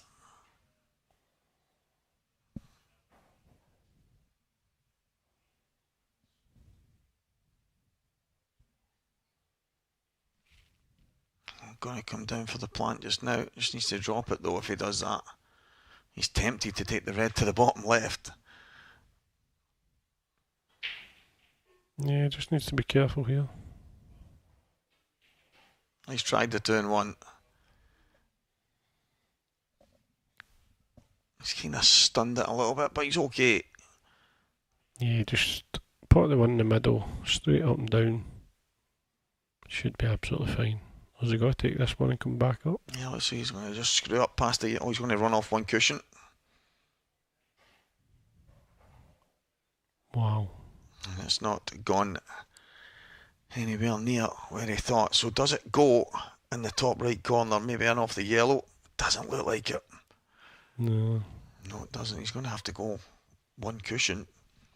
Try and back kick it in. I think he's going to go thin cut off the yellow. Oh, right, okay. But the white's gone all over the place here. That's a great shot. We'll just have a little 2-1. Yeah. Oh!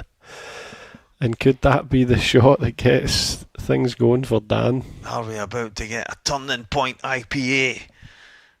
Dan Davy, Dean Shields and the rest of the gang all having a little fit and a giggle in the corner. But I have to say, Robert, the shot from the hanging red, it's pretty poor from Dan. I don't know. He just looks a wee bit lost on the table. Yeah. But he's still in there fighting. He's not going anywhere just yet, Dan Davy.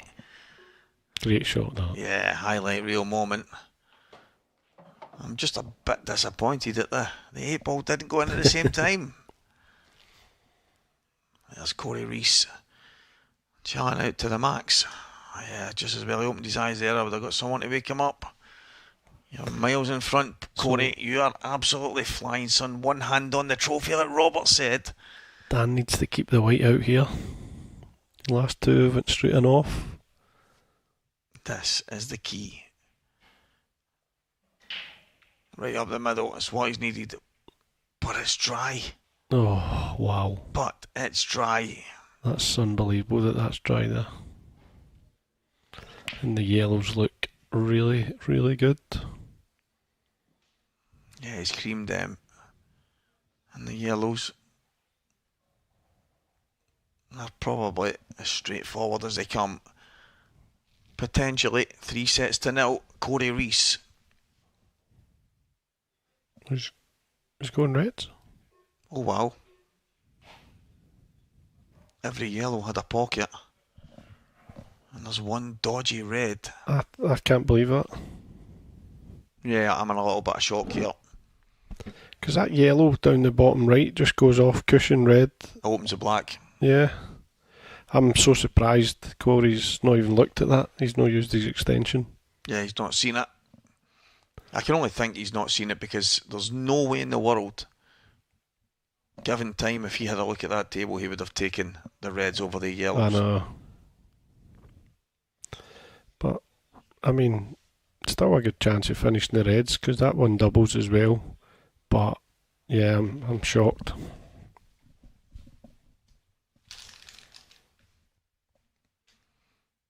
Yeah.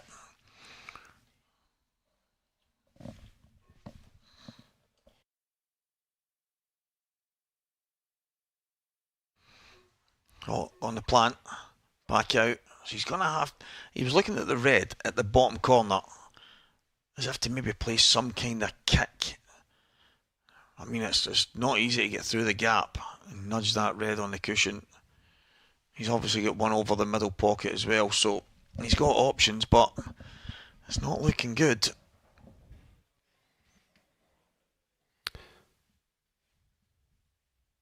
He might pull out a worldie here. I'm just so surprised he didn't take yellows, but what a chance for Cory Rees to go 3 sets in front. The one thing that shocked me the most is he used his extension a lot, Corey, on his first shot, just to suss out the table, check everything. But that time he seemed to just make up his mind quickly on reds.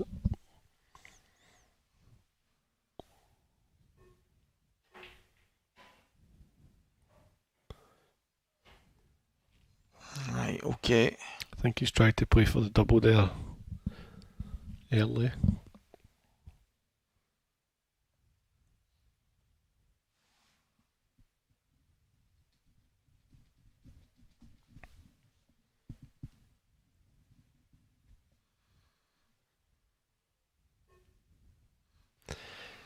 He could actually play. Is he going to go for the double? Yeah, he's going to land on the double.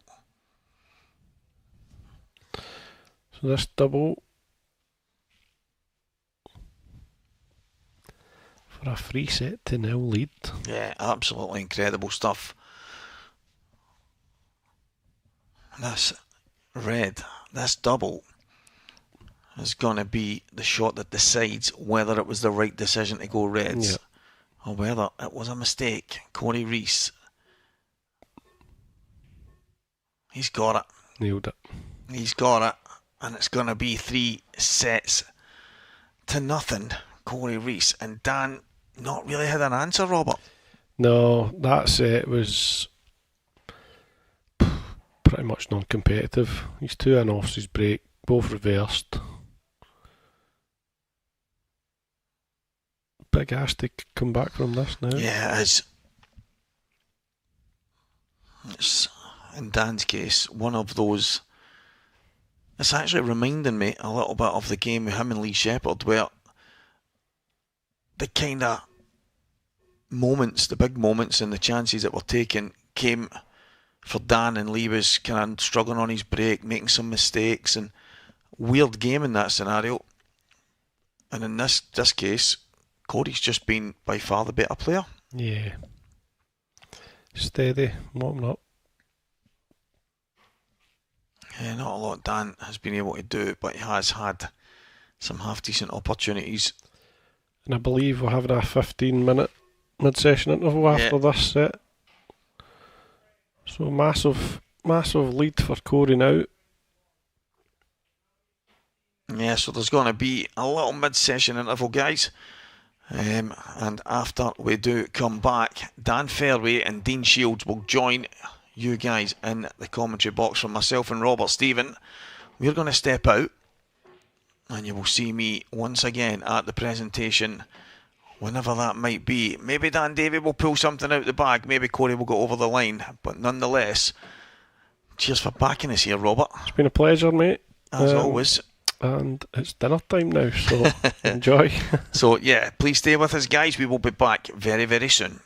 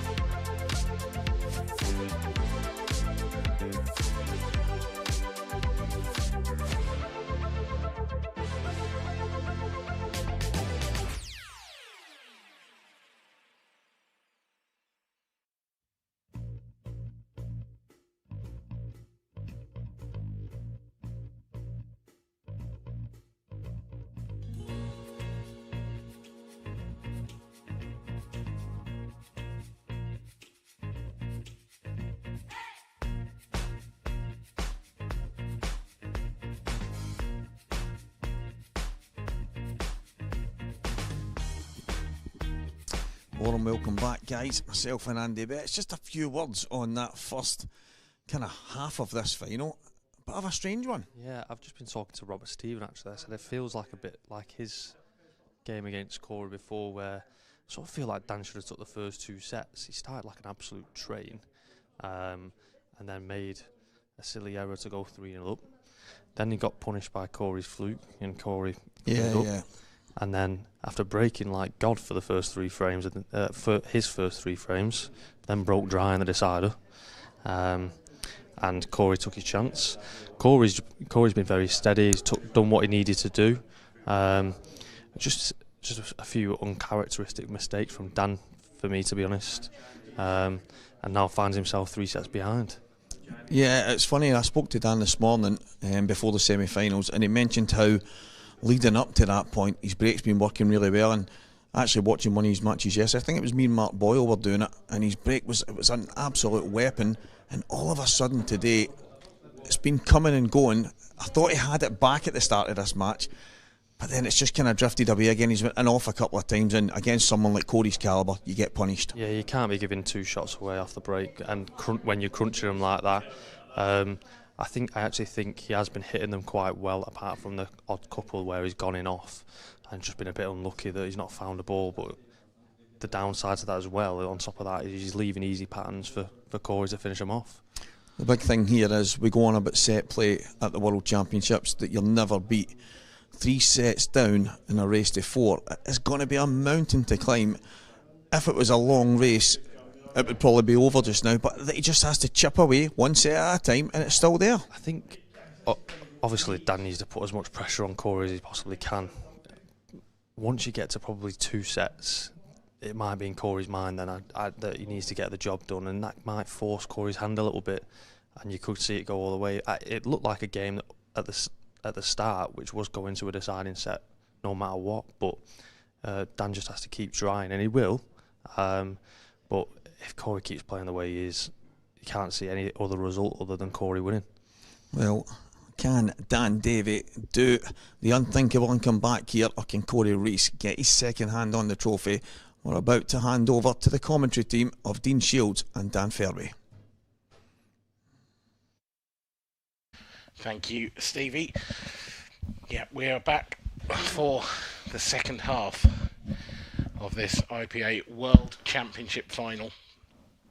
181 players began the week in this event.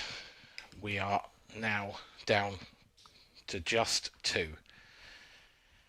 Cory Rees and Dan Davy, but it's Cory Rees who is massive favourite now. Dean Shields joins me for what should be, hopefully, a very exciting second half to this final.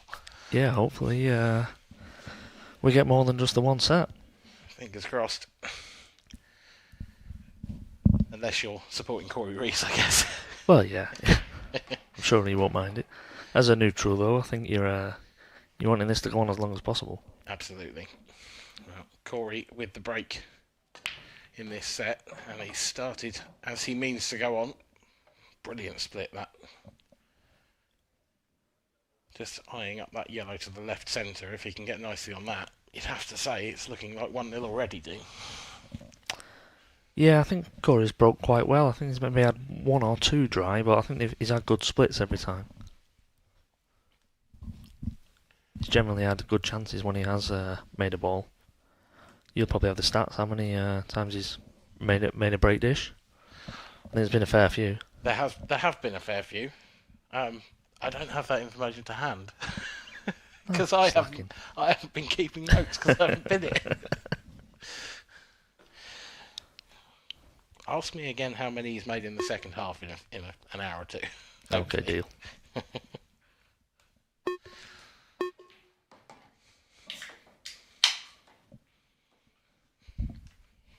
I know that obviously, Dan started this match like a rocket, and it looked for all the world like he was going to go dish to start us off with, and then made a really careless error. Yeah, very. Just had a little chat with him at the interval, and he is kicking himself a little bit at the start. Yeah, he knew he's come out of the blocks flying, and he should have been 3 up.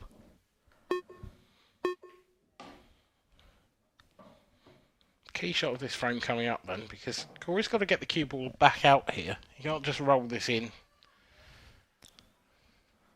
Yeah, it looks like it's left just enough angle to glance the red that is near, and then just slide across.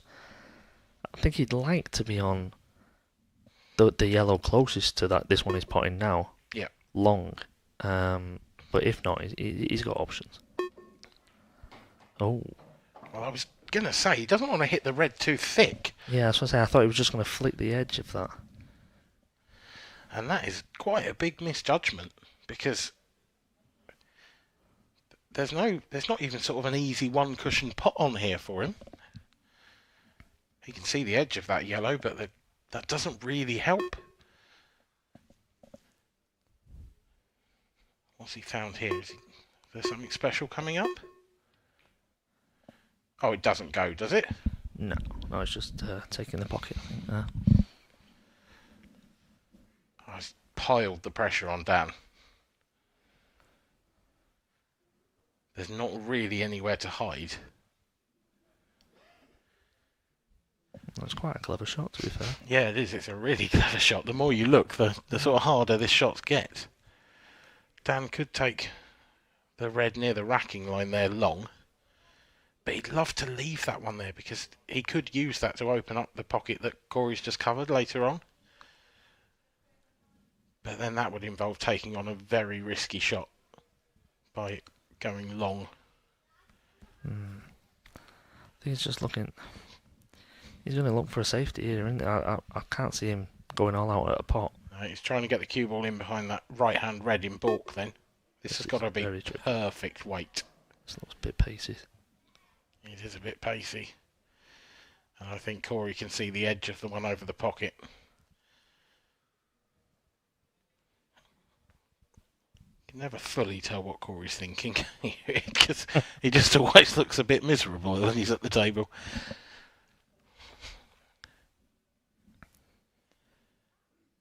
I think he's on it, but is it maybe just a little swerve?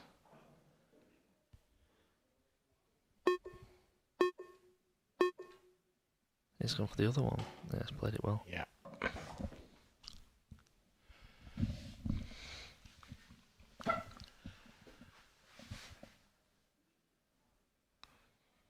You've got to say, although it was an error, it was a magnificent safety shot. Yeah, it's from virtually one in the frame. There wasn't much that Dan could have done there. I mean, the shot he played was probably the only shot that was on, and it was very difficult to get the pace right.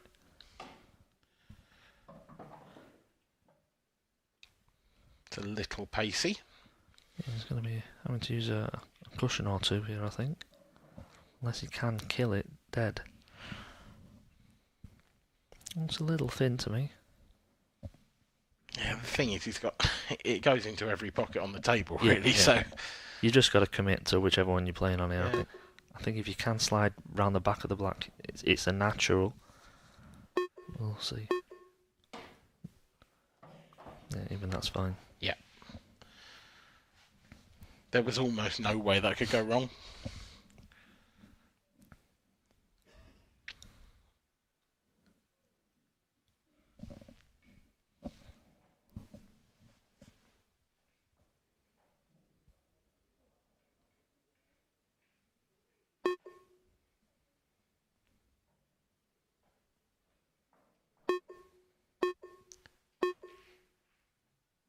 Cory Rees then moves 3 frames away from a maiden world title. Dan Davy really does need to find a gear. In fairness, didn't have much of a chance, but not in that frame at least.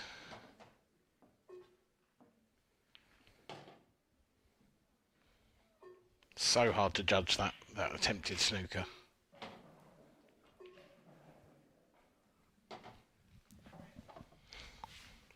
I think one element that's going to come into play shortly is Cory now may have any extra pressure to get that winning frame, to get over the line, and obviously you mentioned it'd be a maiden title. How is he going to be feeling? It's all well and good breaking off and clearing up, but when you've got that one to win the title, Does that bring an added pressure to you? And how's he going to cope with that? That's what Dan's got to be clinging to, that he's still in it until Cory pots the winning ball. Absolutely, and Dan is not the sort of character who gives up on things easily. It won't faze him. No, not at all.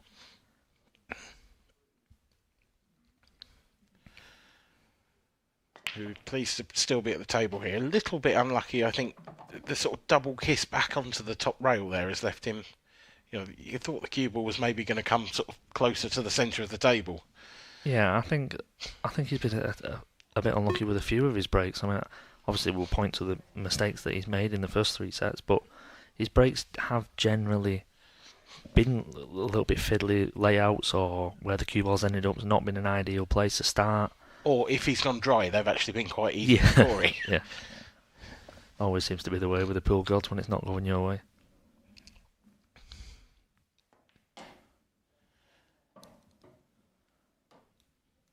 So just the one big issue on reds.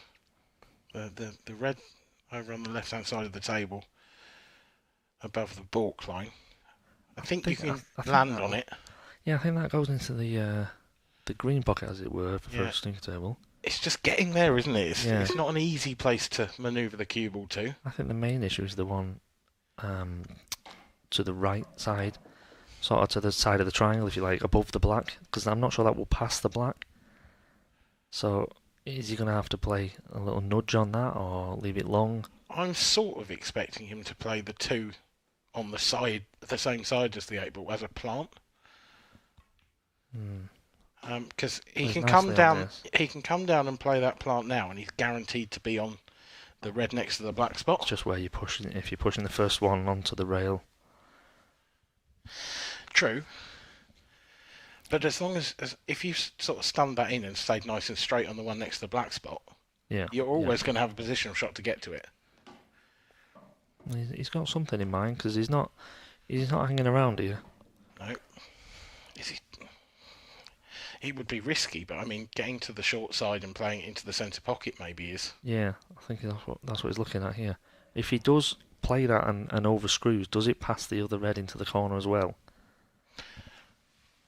It's tight, that. Yeah, I'm just thinking, give yourself margin for error. Yeah. Well, I think that'll do. It's not great, actually, is it? Sure, no. I think he's forced himself into playing this long if it goes past that yellow. It's either that, or can he snick it back into the centre pocket and nip the cue ball back to hold? Potentially, and then you've got to play a bit of a shot on the last. Yeah. I think that's the way. Made up his mind. He is going centre. Digging into this. This is missable. That's a lovely shot. Very well. It's actually perfect. Played that very well. He's got the ideal angle as well. He can just run this in.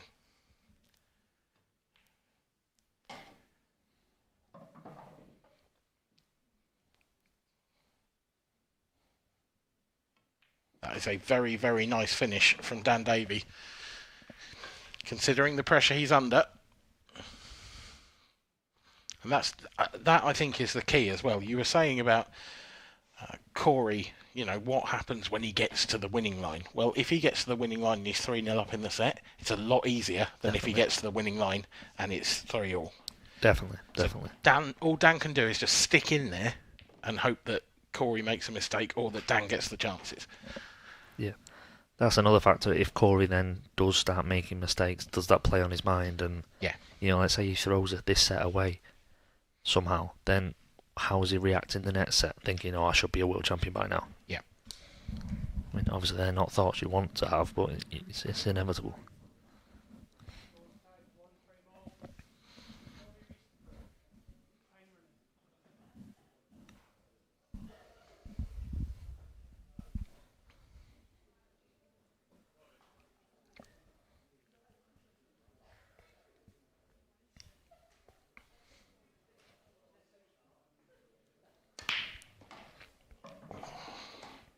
Huge break again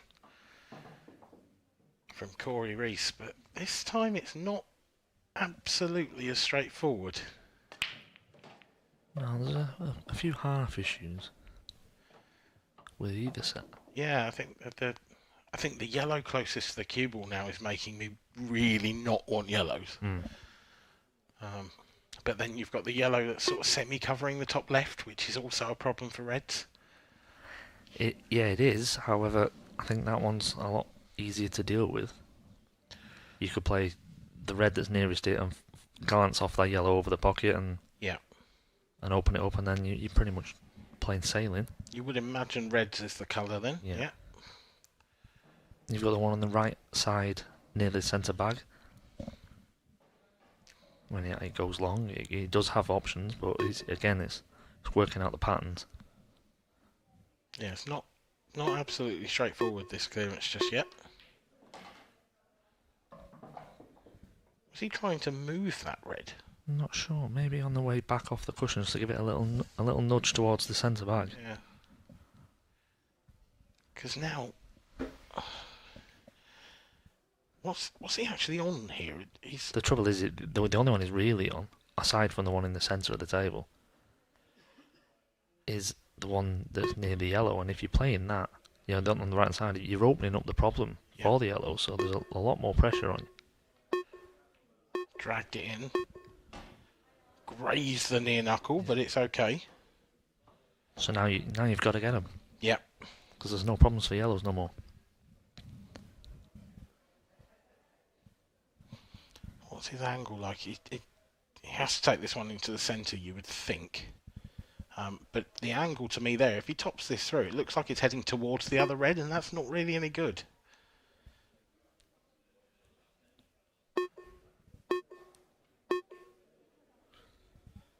Does that red pass? Most pass if we're making problems that aren't there. Yeah. If that passes, then he's okay, because he'd have a nice angle on the other red to the centre. Looks like what he's. Yep. That's what he's playing. Coming round, it looks really tight on the overhead, that, but just slide in off the far jaw. He must think it does. The beauty is he's right behind it. So if it is tight, he should be getting it. Oh, it wasn't tight. It wasn't tight. Hammered it in.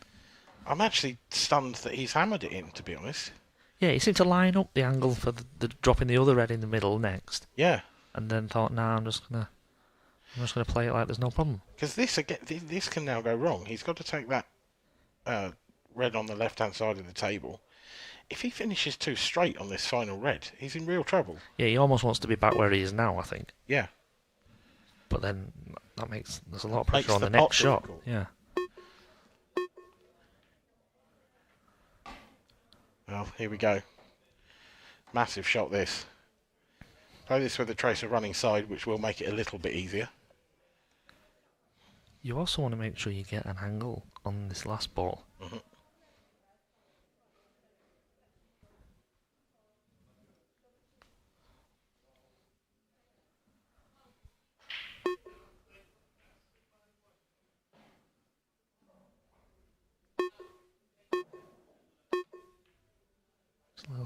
No way. That's not there. Strange. It's like we identified that, and he's almost just left it. I thought, oh, don't matter where I am. Yeah. I'll get that. That was it was a really tough shot. Yeah. The only thing is, it's hard for Dan to go safe here. But he's got a couple of problems to solve. Like, can he find a telling safety shot from this position? Is it perhaps worth having a go at the one that's on the rail and then bringing the cue ball across to that side? Because you can get a nice safety that way. Yeah, one thing you want to guard against is just leaving it simple, one cushion escape. Glancing off the rail first to pop the one over the hole and then swing round. If you could so long as you are over that side, you are blocking that off. If you could put the cue ball on the left-hand side of the balk line, say, or in and around that area, I think you guard against it. I think he's going for deep. No, he's not. I thought he was going daft. Oh, he's tried to move it. It's a strange shot for me. So can he now just run off this then and get the safety that way? I think he wants to be looking at trying to guard against the one cushion as well. The one cushion escape. Yeah, but if he ran off this then and landed quite near the pocket, does the middle pocket get in the way? A little short of the corner pocket, yeah, and that's not too bad, I don't think. Yeah, because the yellow's guarding Now the against... yellows, yeah. I think if he'd gone a bit further with that cue ball, then you would have been able to come top side of that yellow and allow for the slide down.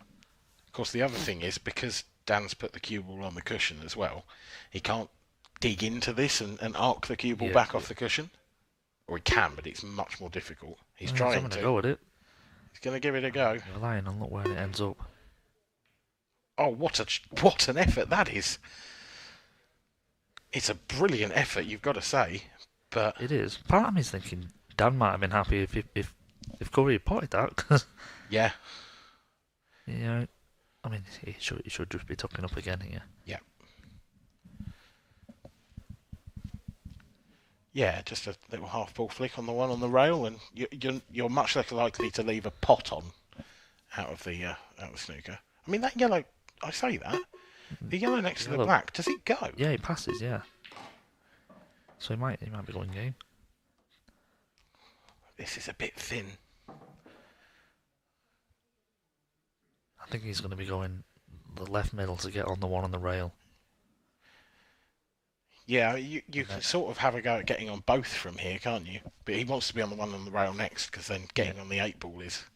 The trouble he's got is having the yellow that's near the 8-ball last, he's going to need to be sort of left side so he can drop that in and play the 8-ball in the opposite corner. Because if he's straight on this, he's straight on this, he's now going to have to play... He'll pot this, and in potting the next yellow, he's going to have to play a cannon on the 8-ball. Yeah. And that could go wrong. Yeah, and if he'd have left an angle here and managed to bring the cue ball back across the left side, he could have dropped this in, used the red to stop the cue ball, and had the black on the opposite side.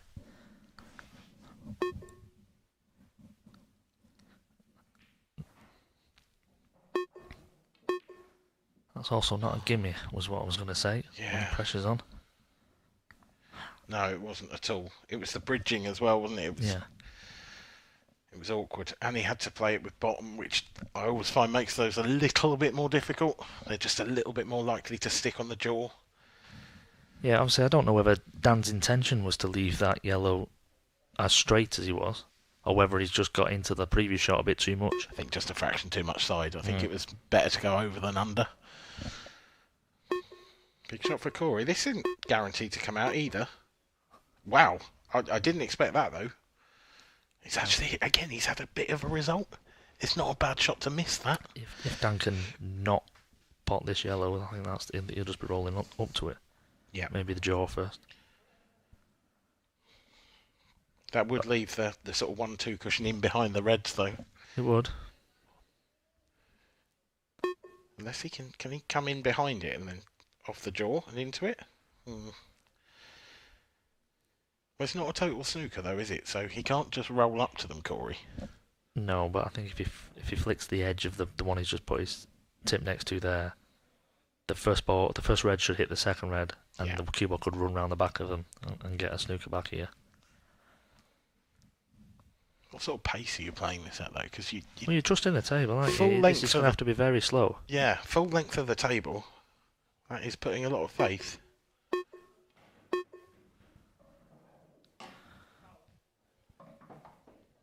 I mean, he was trying to hit it very thin.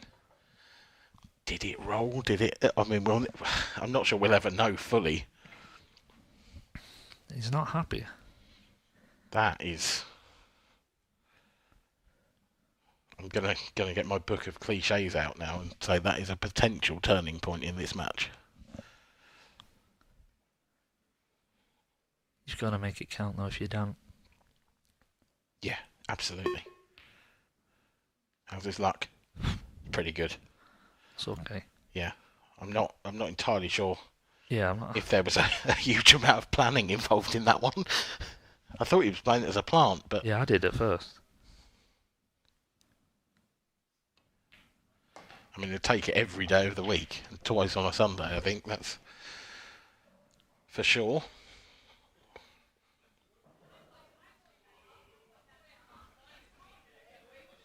But again, this is one of those, when I was saying about will Cory start to doubt, because that was certainly a chance to win this. Yeah, win this frame. He had first real chance. Yeah. Didn't take it. It's a frame to Dan.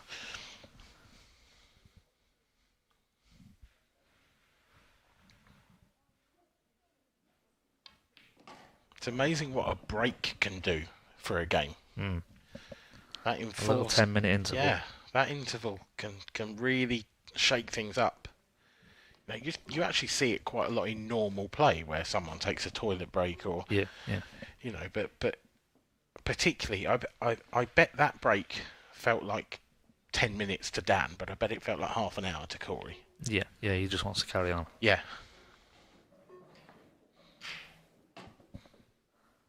He didn't gesture as if it rolled. No, he I didn't. think he's He just baffled that he'd done it. I think he was just trying to hit it that thin. Yeah.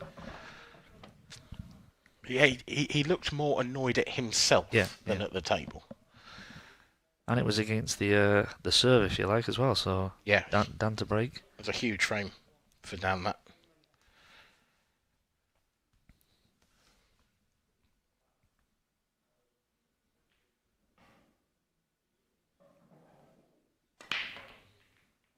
Struck him nicely, dry.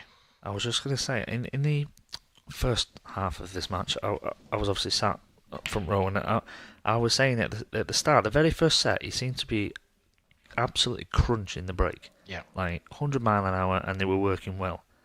And then for some reason, he seemed to switch for me to sort of, I mean, wasn't tap break, but like sort of like 90%. Yeah, exactly. Like he was trying to make sure that they got a good cue ball, or and instead of going gung ho, and obviously there's an argument for both.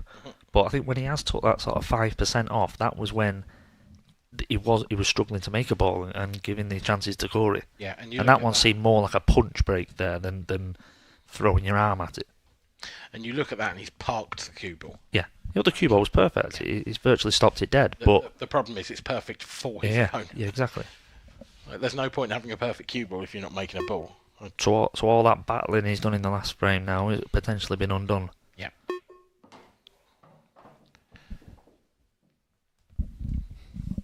Cory would be delighted with the opportunity to rectify that last frame straight away. It is an unbelievable opportunity as well. Conversely, the one thing you would say is if he doesn't take this out, it will really play on his mind. Yeah.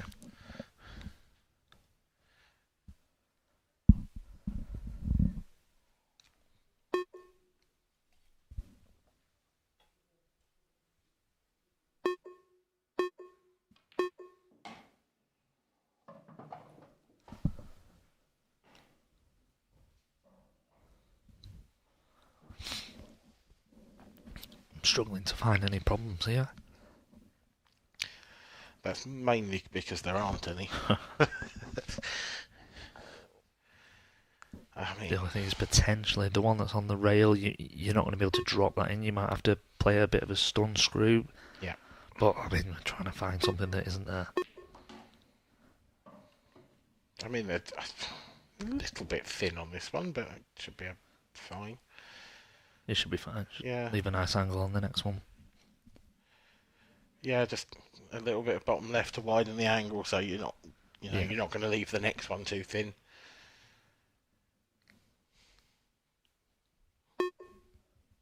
If he doesn't get this shot right, and he potentially has to play the shot on the rail from distance, then maybe we do have a potential problem. But come twice across, he's come a little bit far. Yeah. Can see why he's chose that, because now it is a natural for the pot to drift down towards this one on the rail. This is a more difficult pot, though. It's sort of that's held up just in time, hasn't it? Yeah. If the cushion was ever so slightly bouncier.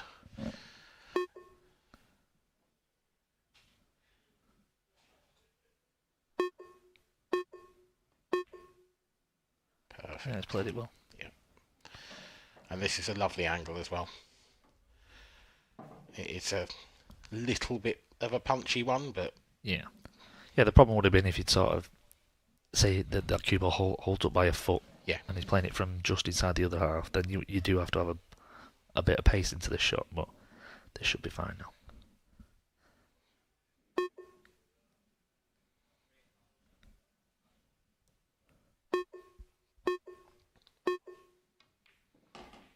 just as we said that Dan Davy had broken serve at an important time, his own lets him down. Cory's been very, very solid in this match. But he's been solid but unspectacular, which is sort of the opposite of Dan. Yeah. I think Cory can look back at this and think he's done his job. He's the chances that have come, he's took them. And absolutely, it's no faffing around. No, it's not a criticism. No, not by any stretch.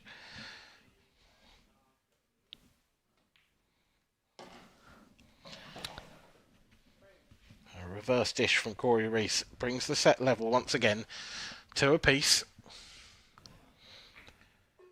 2 dry breaks in a row, 1 from each player. Cory will be looking to right that wrong.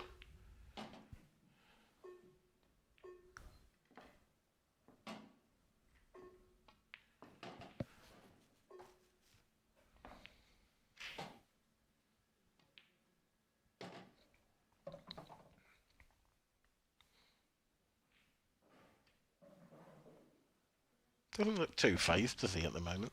I don't think Dan ever does, to be honest. No, he doesn't, actually. If he was any more laid back, he'd fall over.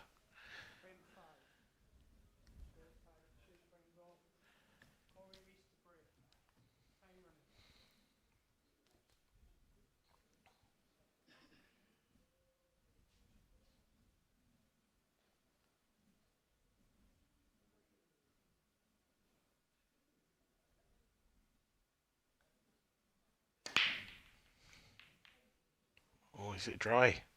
It is. So he's turned the table over again. And you can't say there's anything wrong with that break. No. You cannot fault the way that he's hit them. It's a funny old game, Pool. Sometimes you don't have to do anything wrong. It's a funny old table, this, as well. I mean, yeah. Awkward red, awkward yellow. That right-hand side of the table is making life difficult for either colour set, but I think probably marginally more difficult for reds. I said that you do have the yellow on the left side that would make you swing the other way. Yeah, that's it. It's I think there's certainly not an obvious choice on here, except the first shot. Can't see a red really. He's playing this off the red into the centre pocket. Big shot. He's gone to get the bad ball out as well. He's been slightly unfortunate there. Having said that, does he have an angle on this one on the right side? If he was to pot that, it's a big shot to be fair to try and pot that and screw out. Yeah. Just think he's got one problem ball there that is eyeing up. Yeah. I think you're right. I think he's on the problem ball. He doesn't actually have to move the yellow as such, but if he can get that red out the way, the yellow will pass. Yeah. But it's a big shot to play this at pace. He's played it well. Played it really well. This cue ball needs to hold How'd up. you look? I mean, he's got the snick into the centre, but he's losing the cue ball. Can he sort of use that red to the left of the blue spot as a blocker? Or is it too thin for that? Hard to tell. You called it. I get them right every now and then. Broken clock's right twice a day, Dan. Another big shot coming up, though. So he seems to be eyeing up the one on the rail, because... Yeah, I think... Oh, is he going to try and move it? Is he going to try and move that yellow? That's a huge risk. Yeah, I think that's too risky if he's doing that. Yeah, he's just left a nice angle. All his eggs in one basket here. Yeah. If this drops, he should be back across the other side. He'd love to be straight on the other ball. Yeah, I mean, he's lining it up as if... What happens if he's on the cushion? Can he get through the gap between the two reds with the angle he's got? I think he probably could, actually. Got the pot. Yeah, first bit done, and I think he's straight enough. I think that is arrow straight. I'm not sure. He might be catching the red. We'll have to, if we can get an angle behind, we'd see. But What he doesn't want is, because of the pace he has to play, the cue ball arcs a little, and then it contacts the red full, and almost as a blocker. Could end up behind the other red. Yeah, but if he is straight, he can just flick off the edge of the red and it'll be fine. Still, it's a tough enough pot. Played it very well. It's absolutely brilliant. He's actually a bit unlucky because I think he's finished a little bit too straight on this one. I think it does the red go past... does the black go past the red to the top right? I think that's what it... I think it does, and I think that's where he's going to have to take it.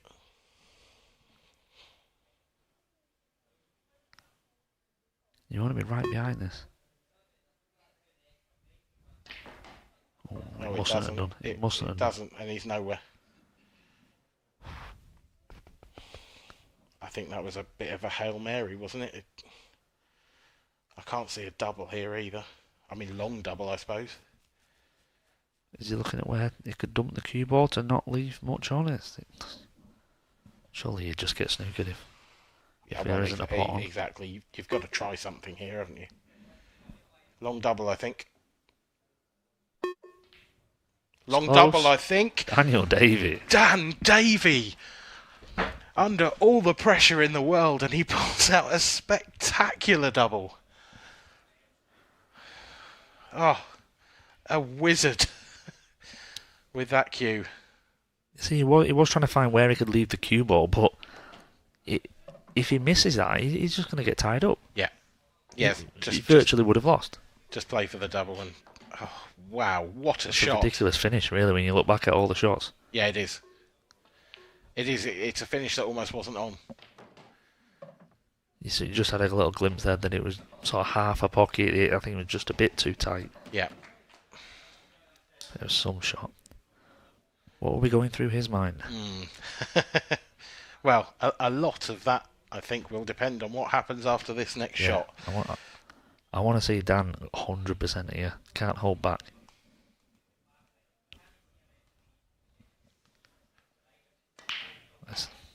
He's got a ball. Yes. You were right. He didn't. It was a bit punchy. Yeah, well, yeah. Oh, he's got the black. He's got the wrong ball. He's got the black. Oh, he's got straight in as well. Dear. You rarely see that. No. He's actually timed that break much better. Yeah, he has. He hit that really sweet. Although it wasn't full pace.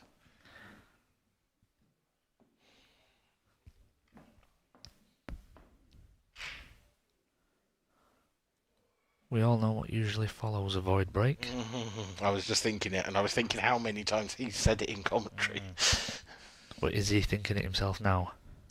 Actually, he doesn't believe in that superstition. He's one of the few that doesn't. He might do in about 10 seconds' time. Yeah, we'll find out. Unless the 8-ball goes in again.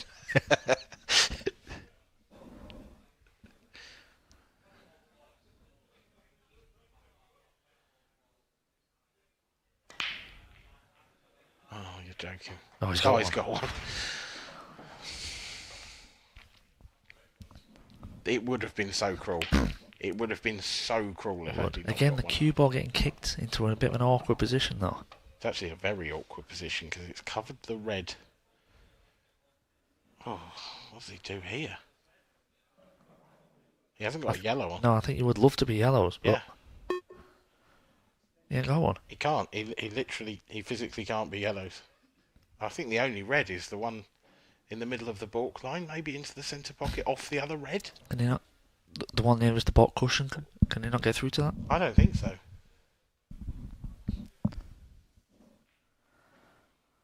It's about as bad of a position for the cue ball as you can get. Yeah.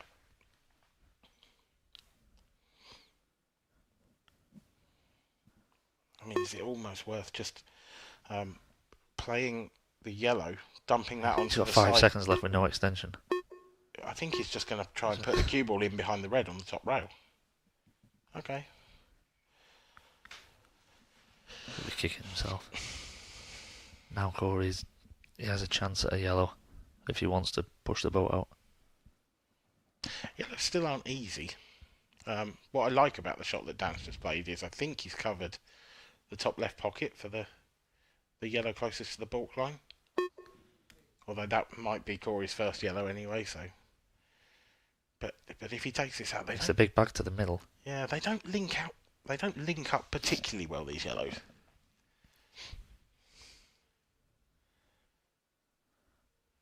I think you're just going to make sure that you get the yellow and see where you're at. I think you're right about the big pocket. I think that's the shot. The only thing is where the cue ball's running, does it run? It's flirting with the bottom right pocket. Oh no, it's not. It's thicker than I thought. Sorry, I was looking at the overhead. I'll tell you what, it is flirting with the bottom right pocket. I didn't call it off the red. But off the red, yeah. I was looking at the overhead. It's a bit deceiving. He's not going to be entirely happy with that. Is he on the one down the rail? From this, I mean, this is a great camera angle to see, and to me, it looks like he is. But it's a big shot. Yes, I'm not surprised he's changed. Yeah, just shutting up shop.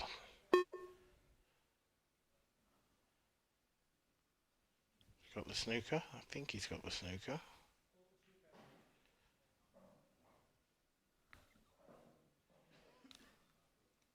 Really important that Dan gets a hit here. I think if I'm down, I'm coming off the top cushion to try and the red that's over the left centre. Yeah. You've got 9 seconds with no extension.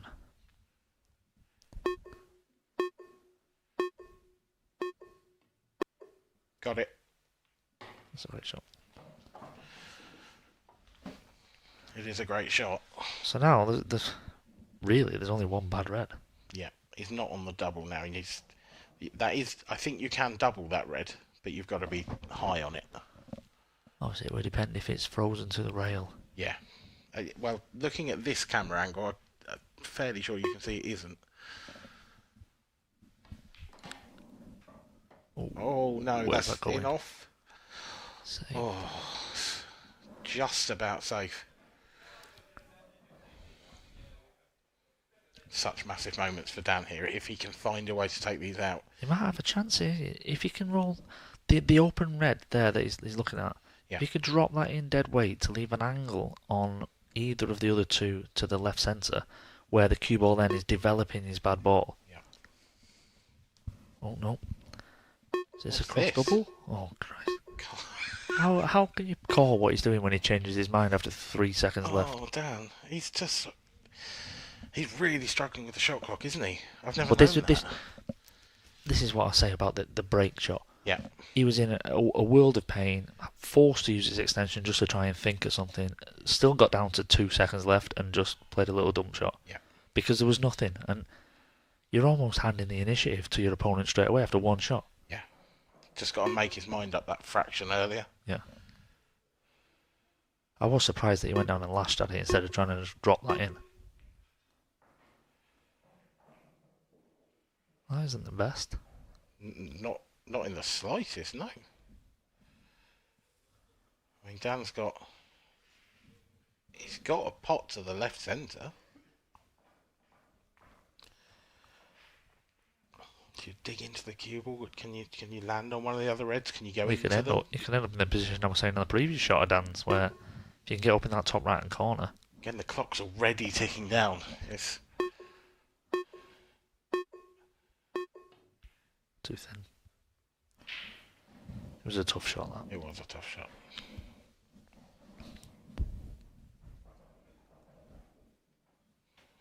Dan will be frustrated with that. And Cory's shot that wasn't particularly the best of shots sort of forced Dan's hand to go for something, and it's provided a chance for Cory. Yeah. Yeah, it worked out well in the end.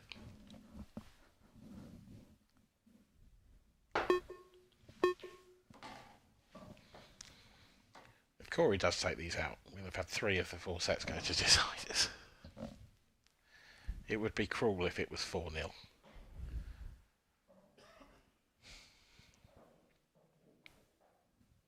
Still got a little bit of work with the yellow on the left rail. You know, if you're right behind that, this should be fine, but... Yeah.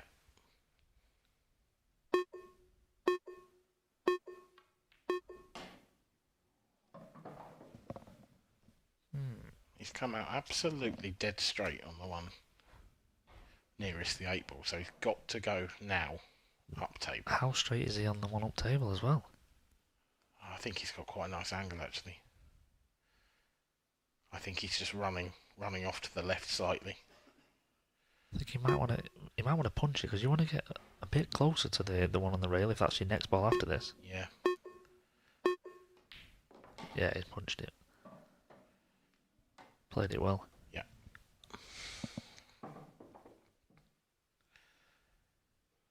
Looks like decider again.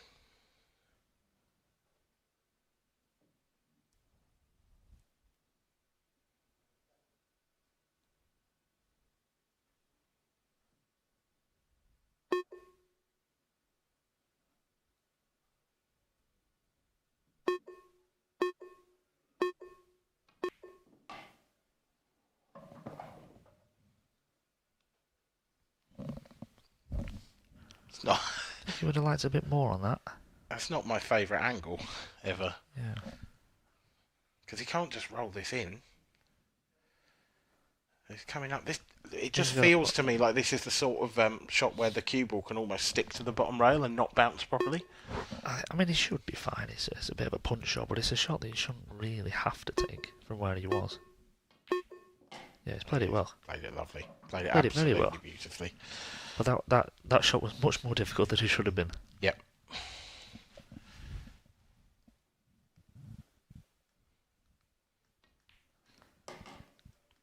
Cory Rees is on the hill. Cory Rees is on the hill. What a moment for him this would be. It's been an incredible performance from him, to be fair. He hasn't looked phased, No. which is, not necessarily something that you'd say about Cory. Cory quite often wears his heart on his sleeve, but Yeah, in he's this very game, animated normally, yeah. But he's been a professional job, really. yeah, he's just looked cool, calm and collected. It's been magnificent to watch.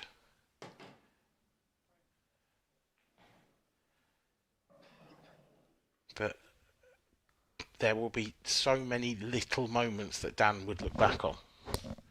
Yeah, they're not huge glaring errors, but yeah, the little things that have allowed a set to get away from him, especially the first one. Yeah.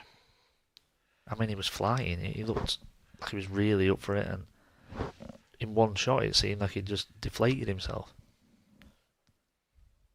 Cory Rees with the biggest break of his life.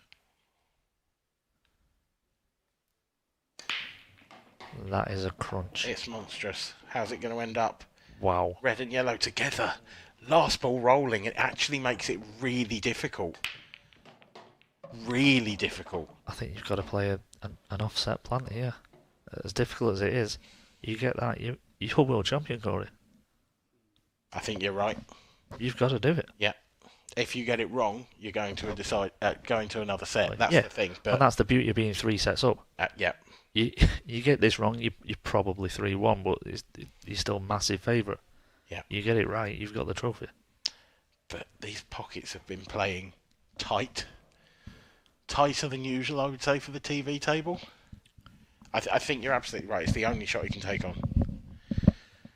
This is all or nothing for Cory Rees. He's actually got a nice angle in terms of the cue ball swinging around the angles. Yeah. So it's literally just concentrate on making this ball. It's in. Perfect. It is how's your cannon? perfect. Cannon's perfect. It's good. That ball is just cannon. Goes in the left middle. He's got the one over either corner. Cory Rees, this is your moment.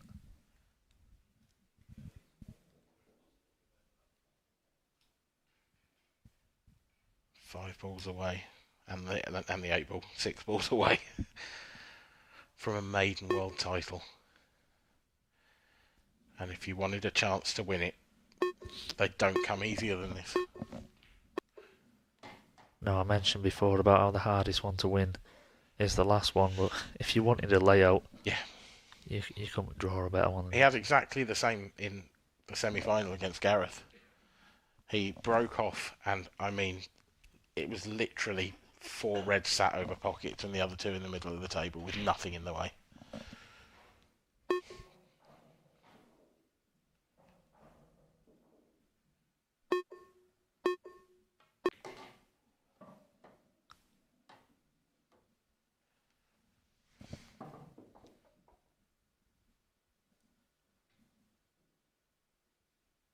The only obstacle now is in the mind. Yeah. Keeping your emotions intact.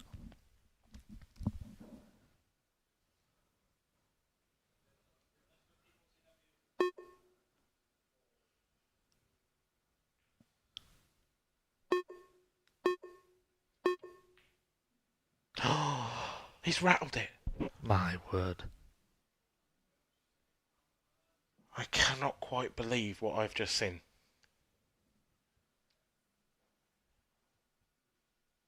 He's left this a bit awkward for Dan. He's bridging.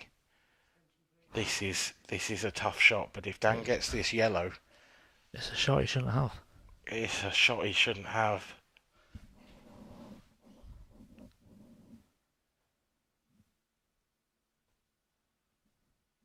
This is massive.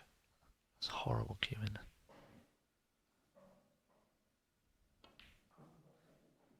Not there. Lifeline for Cory. I mean, I think that's the game.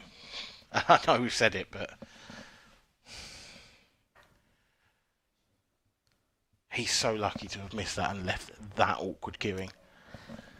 I still would have fancied Dan to pot that. I know it was awkward, but yeah, there was a bit of work to do as well after that. But there was no doubt about it. What could go wrong is this first ball either skillying in or going safe. Not that pace. Neither. Yeah, it's perfect. Played it lovely. Cory Rees's heart will be going 10 to the dozen right now.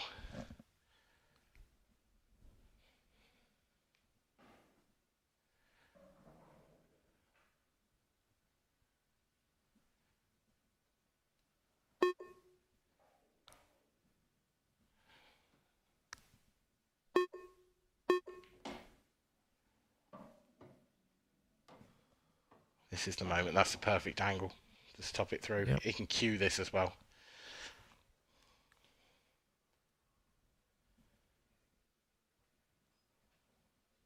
Just taking a few extra seconds just to compose himself here. He virtually knows he's won now. Yeah.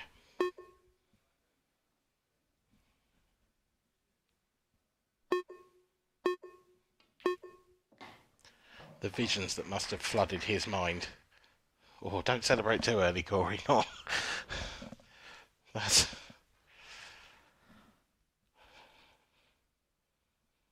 Not after you've already had a bounce out in the match. It would be a bad time for another one, yeah. This 8 ball to become world champion for Cory Rees.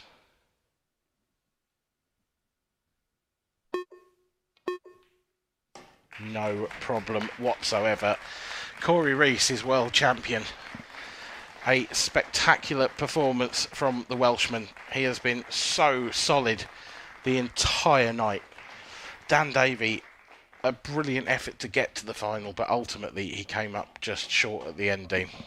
Yeah, I think you can't take anything away from Cory. He's done what was asked of him. Dan will be kicking himself. He's let a few chances go begging. But yeah, Cory did what he needed to do, and he's the world champion. Yep, Cory Rees, world champion.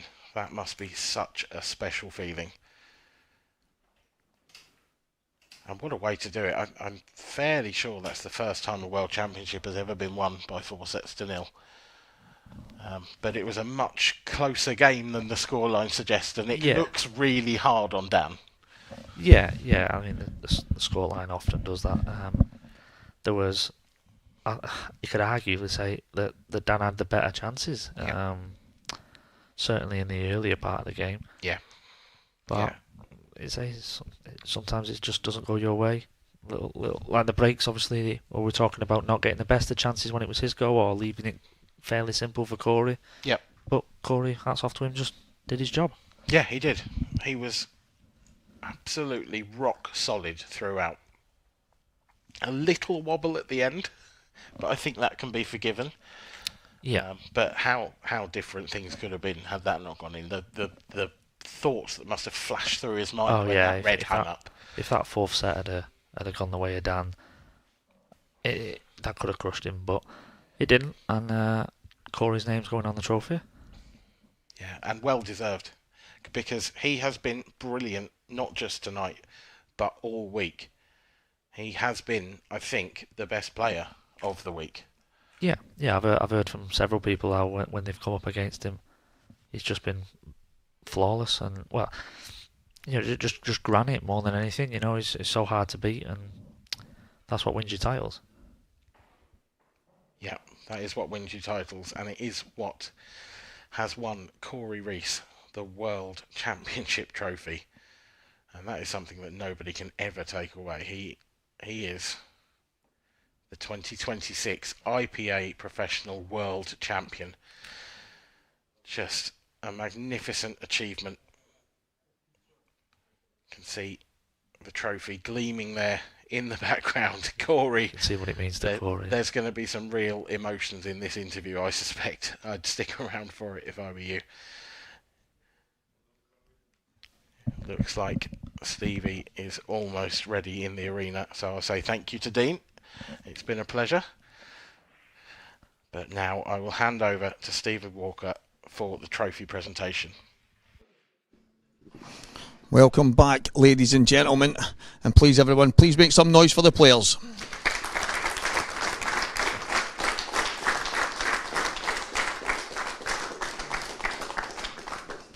And after a full week's play, we do now have a runner-up, and it's Dan Davy.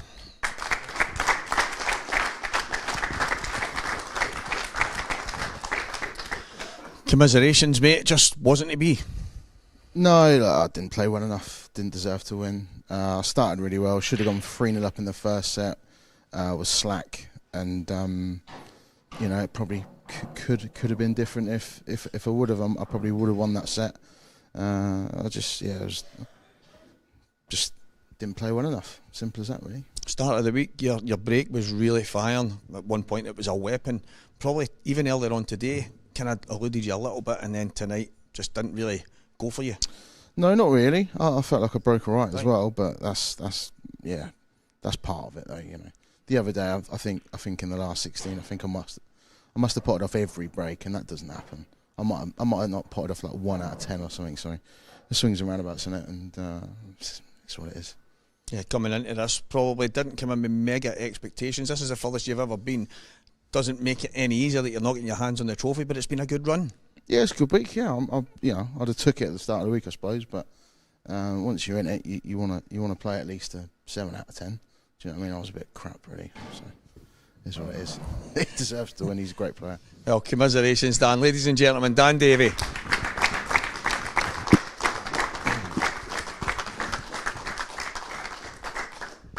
And we said we were getting our hands on a new winner, and that is Cory Rees.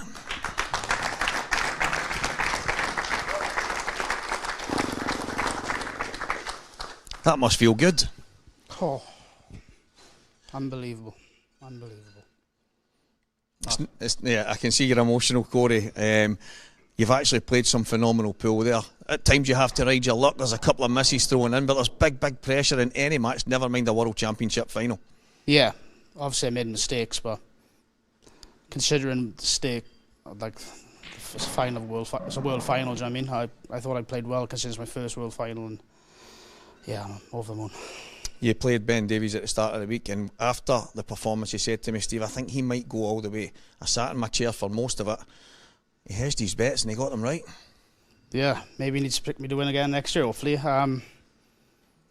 Yeah, I've played well all week. You got to ride your luck as how the break sometimes. Like tonight, they didn't go for Dan, did it? Really? He hit them, even the ones he hit great. Just it was meant to be, I guess. Yeah, Cory Rees, world champions. Get a nice ring to it. Yes, Andy. Yeah, I'll take it definitely. Well, let's get your hands on a trophy. Ladies and gentlemen, the Supreme Pool IPA World Champion 2026 is Cory Rees. We'll get some pictures with you in a minute.